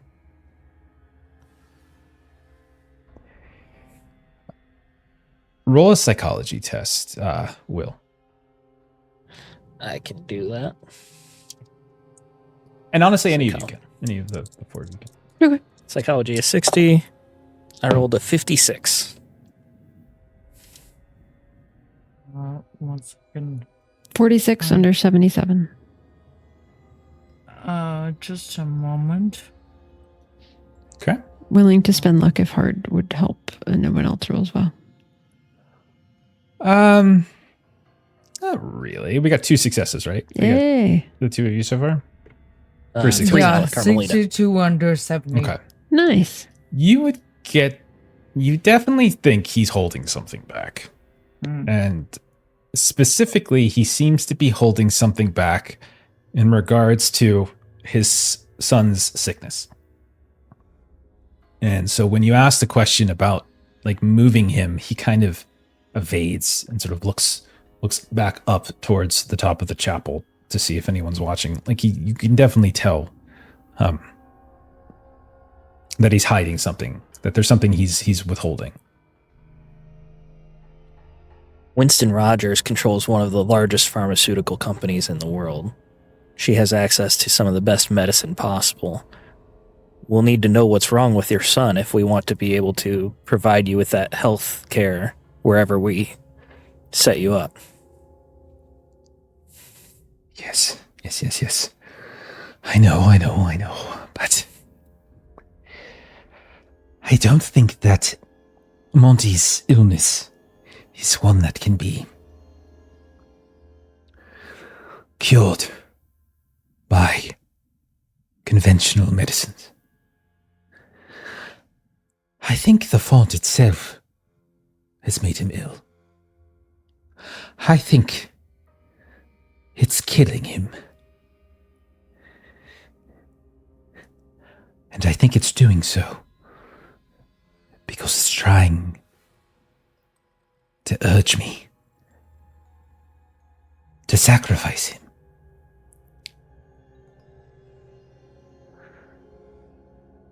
Do you think that distance from the font could get him out of its reach? It would certainly take him out of harm's way. Diana and her treacherous thugs could grab him at any moment out of the hospital if they even suspected I was speaking with you right now. The boy would be in the warehouse.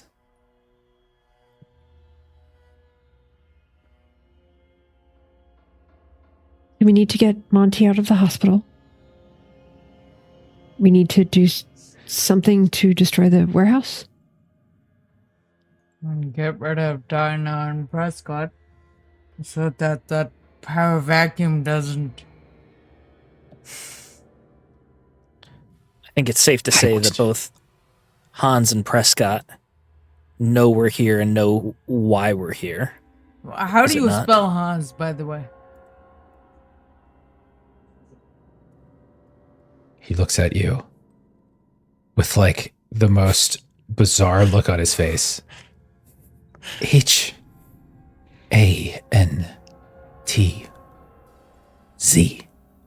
Thank you. Now, what I can do. The warehouse is guarded. Not just by men, but by mouths. The boy, your neighbor, surprise. He stumbled upon them. I could, if you approach the warehouse without knowing the right path to take, the mouths will beset you.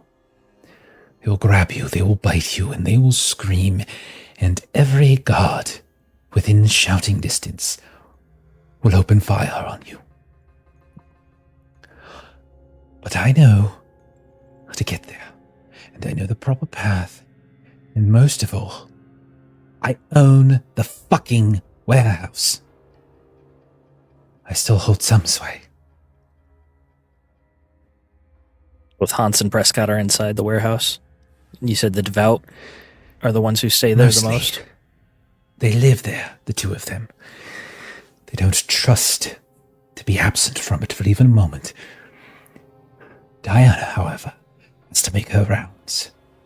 Every so often, once a week, she'll head out and she'll make her payments to the royal police, to the hospital. She'll deliver various, They call it orange juice, but we call it nectar, of course. We have an agreement with the local constabulary. We keep nectar off the streets in Valletta, and they ask no questions. And we encourage a lack of interrogation with additional funds, for their resources. The Navy as well, so that certain ships and freighters that we would rather not be inspected do not get inspected. She'll make her rounds once a week. That's the only time she is away from the warehouse. Victor sometimes goes with her, but not normally. If, however, I am there, I could, perhaps, insist that I am there overseeing. There's no need for Victor to remain behind. It's then that I could perhaps let you inside. Yes? I've thought of this much at least. Did you supply us at all? We're low on resources since the crash. Supply you? What do you mean supply you? We're defenseless. Firearms. You have guns. If I took any of the rifles from Victor's room, he would notice them. He would be alerted. But he does have some for the guards in the warehouse. We can get you inside, perhaps. You can be armed there, yes. That should be enough. We are staying at a hotel that was recommended by Yes. the police. The Hotel British, I know. Yes. Are we unsafe there? No. As far as I know, Miss Hans does not know yet, unless... Who did you speak with It was at the police? So Greer? Did you tell either the police or the hospital where you were staying? Police are the Mr. ones who recommended the hotel. Then yes, she is more than likely to be aware of where you are. When does she make her rounds next? Tomorrow. Afternoon. So we need to... Well, then we don't have much time to prepare. No, we need to gather the weapons beforehand if we are to ambush them while they're gone. No. No, If I we take get them the inside. warehouse- If I take the weapons out of the warehouse, Victor will notice them. 5 rifles missing from his rack, he would know immediately. And don't return to your hotels tonight. You're fortunate you made it through. At all. She has people who are loyal only to her.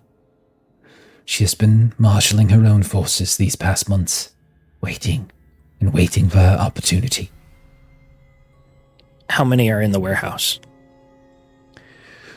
At any one time, 50, perhaps. It'll be a mixture. It'll be bottlers, guards, other workers. There will be a freighter, the Thraces, coming in the day after tomorrow. They will be preparing the docks for its arrival. Yes, 50. Not all of How those many will are be guards? armed, of course, but all of them will be devout.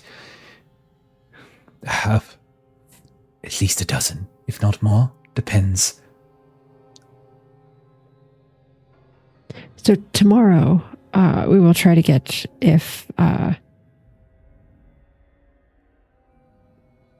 Miss Hans and Victor are both out, we could try to take them out while they're doing the rounds. And then when we get to the warehouse is when we could obtain the guns there, where they are kept for the guards.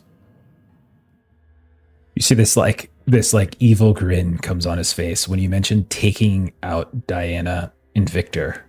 He's like, very devious. Yes, Miss Wynne. Yes, we take them out. Yes. Excellent. Very good. That is what I assumed you were referring to when you mentioned that you were going to get them out and about and letting us know their path. She heads to the harbour master's office first, then to the police, then to the hospital, and then she returns. How large is the retinue she travels with? 2, perhaps. Sometimes 3 if Victor accompanies her.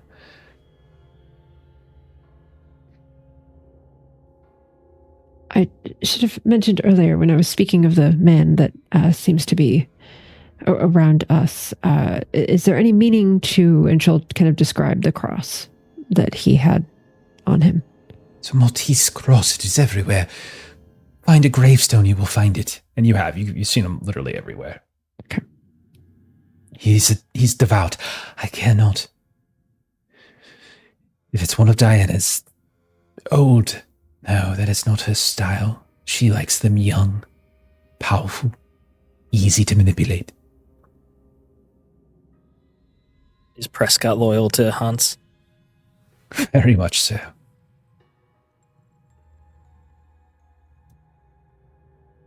I'm sure they're suspicious already. I overheard the doctor speaking with her. You overheard Solazio? On my way What out. did he say? I didn't catch it all. He mentioned the name, that's it. She hasn't let anything on. She must be planning a move. Yes, she knows. Solazio said something. Then that means Montgomery Jr. We need to get him out. I will. We need to get him out of the hospital without my guards seeing us. Then you cannot be part of it.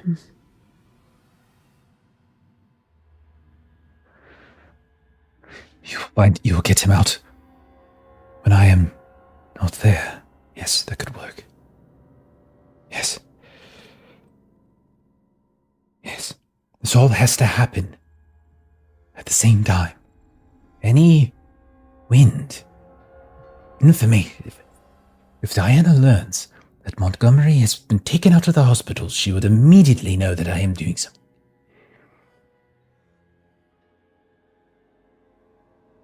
You said the hospital is the last stop that she makes. You said harbor master, then police, then hospital, yes? Yes. So we take her out sometime before she gets there. Yes. Very good. Okay.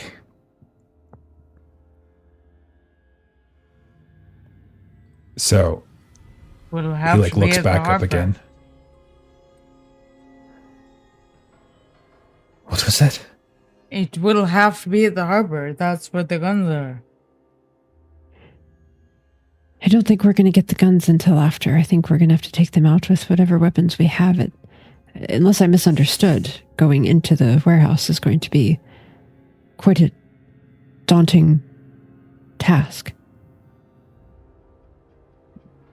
If Diana and Victor are not there, and I can get you inside, we could get into Victor's office without much difficulty, and we can get some of the rifles that he keeps in stock. If they are there, however, that will be far more difficult to accomplish. We must time this very precisely. Indeed, we must. If you go and convince Victor that you will hold up everything at the warehouse and Victor can go with Miss Hans, that is step 1. Step 2 is we take out Victor and Miss Hans en route somewhere in their travels before they get to the hospital. And step 3 is someone is at the hospital getting Montgomery Jr.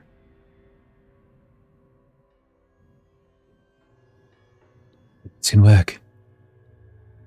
Yes. Do you have anyone else that you trust? And she's looking around and counting the number of us and the number of stops that we have in this. There's me. There's Montgomery Jr. I am most of allies here in Valletta. At least any that would be of use to us. The workers, the bottlers, they care not for who's in charge, only that the font is happy in producing.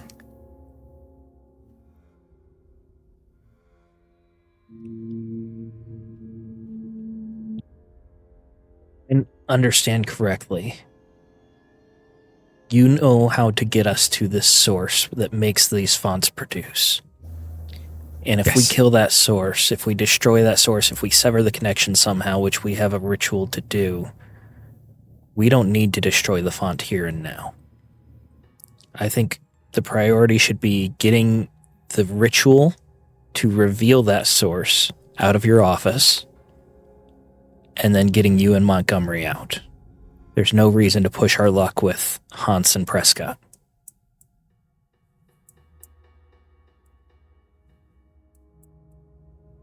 They need to stay out of the warehouse. I can't get you inside the warehouse. Wait, so you're saying I go in? You don't want to kill the font? We would prefer it, but there's a delicate balance here. No. Mr. Sawyer makes a fair point. Yes.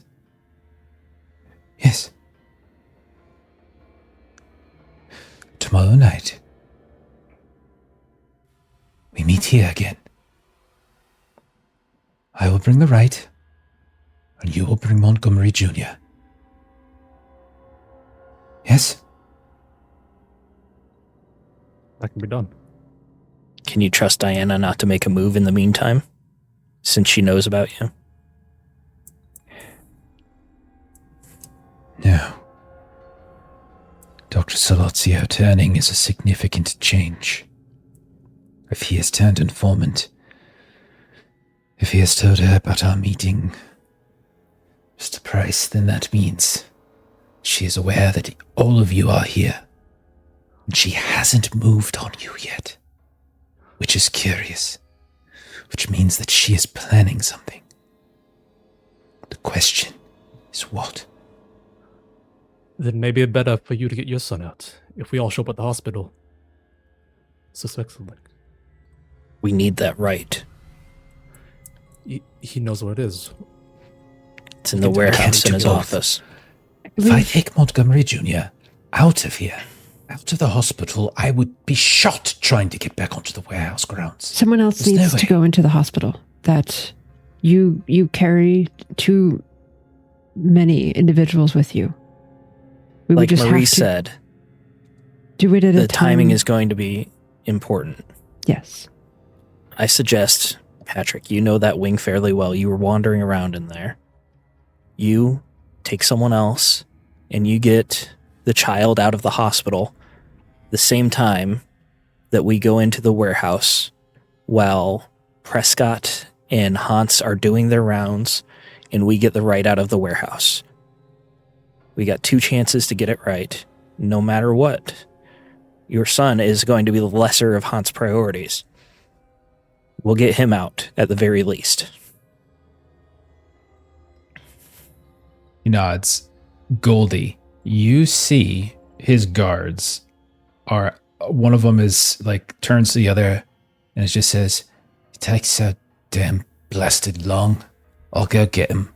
And you see he starts to move in the direction of the pathway, this like stair that goes down to these other terraces. So you see that one of them is getting ready to come down and fetch him because you guys have been talking to him for like a half an hour. Is there a different way down I could take? Yeah. I don't think there's any way that you could take down without them seeing you, but you could. Yeah. No, there's like probably stairs on like think of it like a series of tiers. So there's probably one staircase, another staircase. So I don't know that there's a way that you could get down faster than him. He's taking the most direct route. He has no reason not to.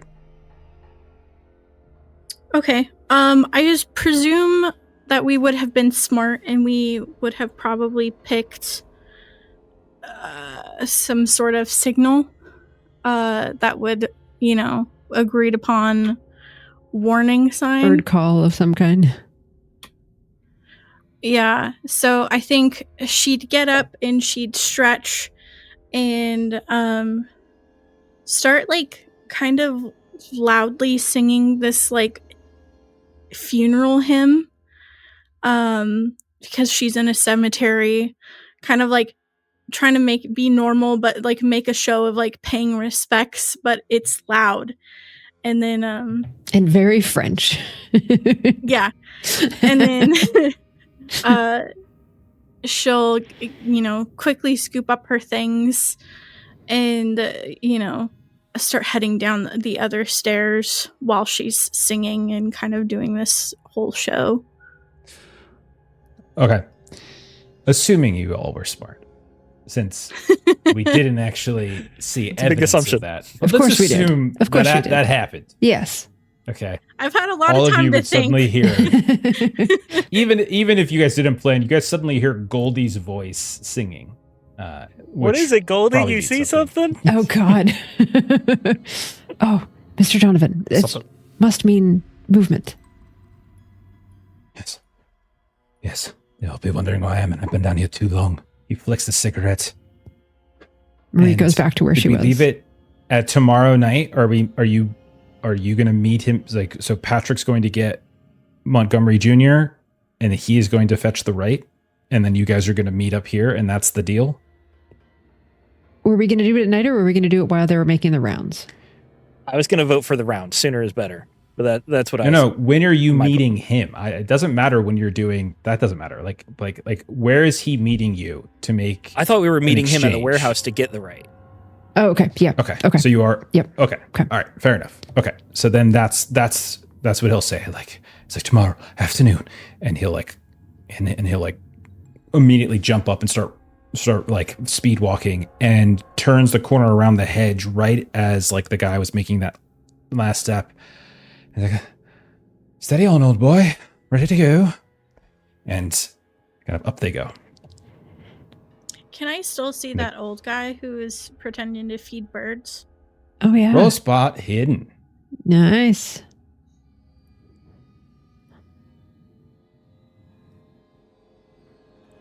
Uh, 43 regular success. Would better be better? Yeah, I mean, better would be better. Better. But that doesn't mean you have to spend stuff. Okay. Yeah. Sometimes you guys just get No, so not a obsessed with push. like I'm spending saving, luck, I'm and they're like, saving. "Well, I don't have any luck." Just because you have it doesn't mean you always need to spend it. It's okay to fail a roll. You don't see him, Okay. and so he stabs you in the back. Why didn't you spend the luck? Why didn't you spend luck? You could have saw him. He's right there. Okay. Yeah, you don't see him anymore. At some point while Okay. you were kind of drawing and like going through it, he got up and left. So, Once we're sure Mr. Donovan is gone and away, and like before we begin to like share information, Goldie will quietly tell them that someone else was observing our meeting and that this isn't really a safe space for us to continue to share information. Is it the man with the beard? Mm-hmm. He's a wild card. Mr. Donovan doesn't seem to know who that is, but he must be important and a blind spot for Montgomery. Well, while we're here, why don't we look at that trapdoor? Oh, all right, let's give Okay. them all a chance to exit. Wait a few minutes for the car to pull off. okay. You wait a few minutes. You go up. Once you're confident he's gone, Montgomery and his goons are gone, you go back up to the chapel. You go inside. And you get over to that trap door. And do you open it? You go to like No, I just wanted to see it. I'm good to go. Go ahead. No, Of course you I open open it. in both my Yeah. hands. Carmelita, you bend down to get it, and you hear, Oh, no. I would not recommend doing that. Unless you do not want your fingers and hands anymore. and you see like stepping out from like the shadows of like an alcove. You can see the same man that you've seen multiple times now, dressed in this kind of tunic that kind of goes down below his knees. You can see this long beard. You can see the Maltese cross hanging, and he says, No, no, no. That door is not meant for you. I believe that we have a conversation that we need to have. For I worry that you are being led astray by a devil. My name is Sir Godfrey Wells, and I am the last of the Knights of Malta. And I worry about your very souls. and we're gonna go ahead and we're gonna end on that, and we'll pick up there next time. Oh my goodness. Indiana Jones vibes. Fade to black, Right? on Carmelita feeling incredibly validated. Oh, who calls so who Godfrey the wins. devil? Yeah. Okay. Yeah. I do find. Never mind. I'm not gonna say it. Never mind. You find what? We met Mr. Donovan. We've heard so much about him. And I almost now- actually walked it. I almost had him just like flick the cigarette down and leave. Like I was this close, which would have been like. But I'm like, man, if I did that, then Yeah.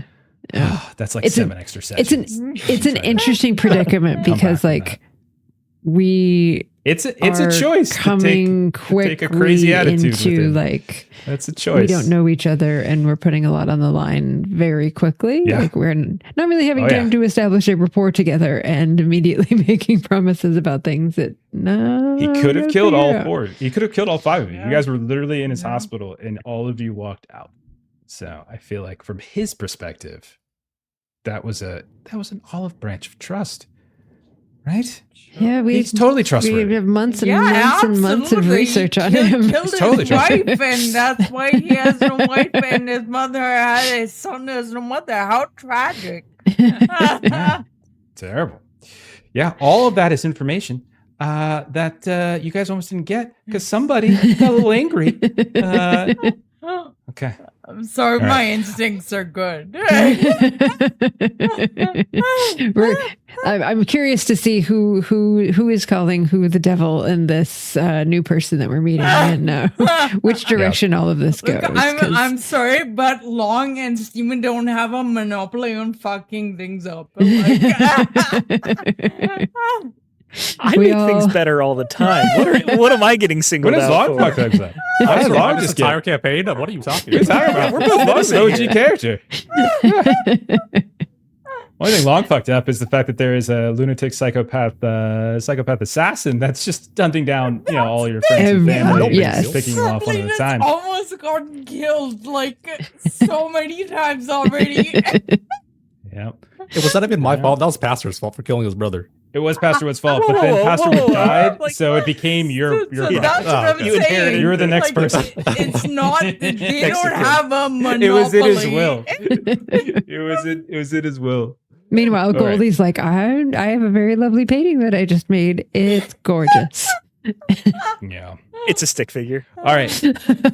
Let's do some closer plugs. Let's get on out of here. Maitreyi, where can we find you on the internet? I'm Maitreyi Plays Games on YouTube. I almost didn't know how to start because we didn't do this, Stephen Joe. But I make system agnostic or multi-system developed content that centers on human plays games. Awesome.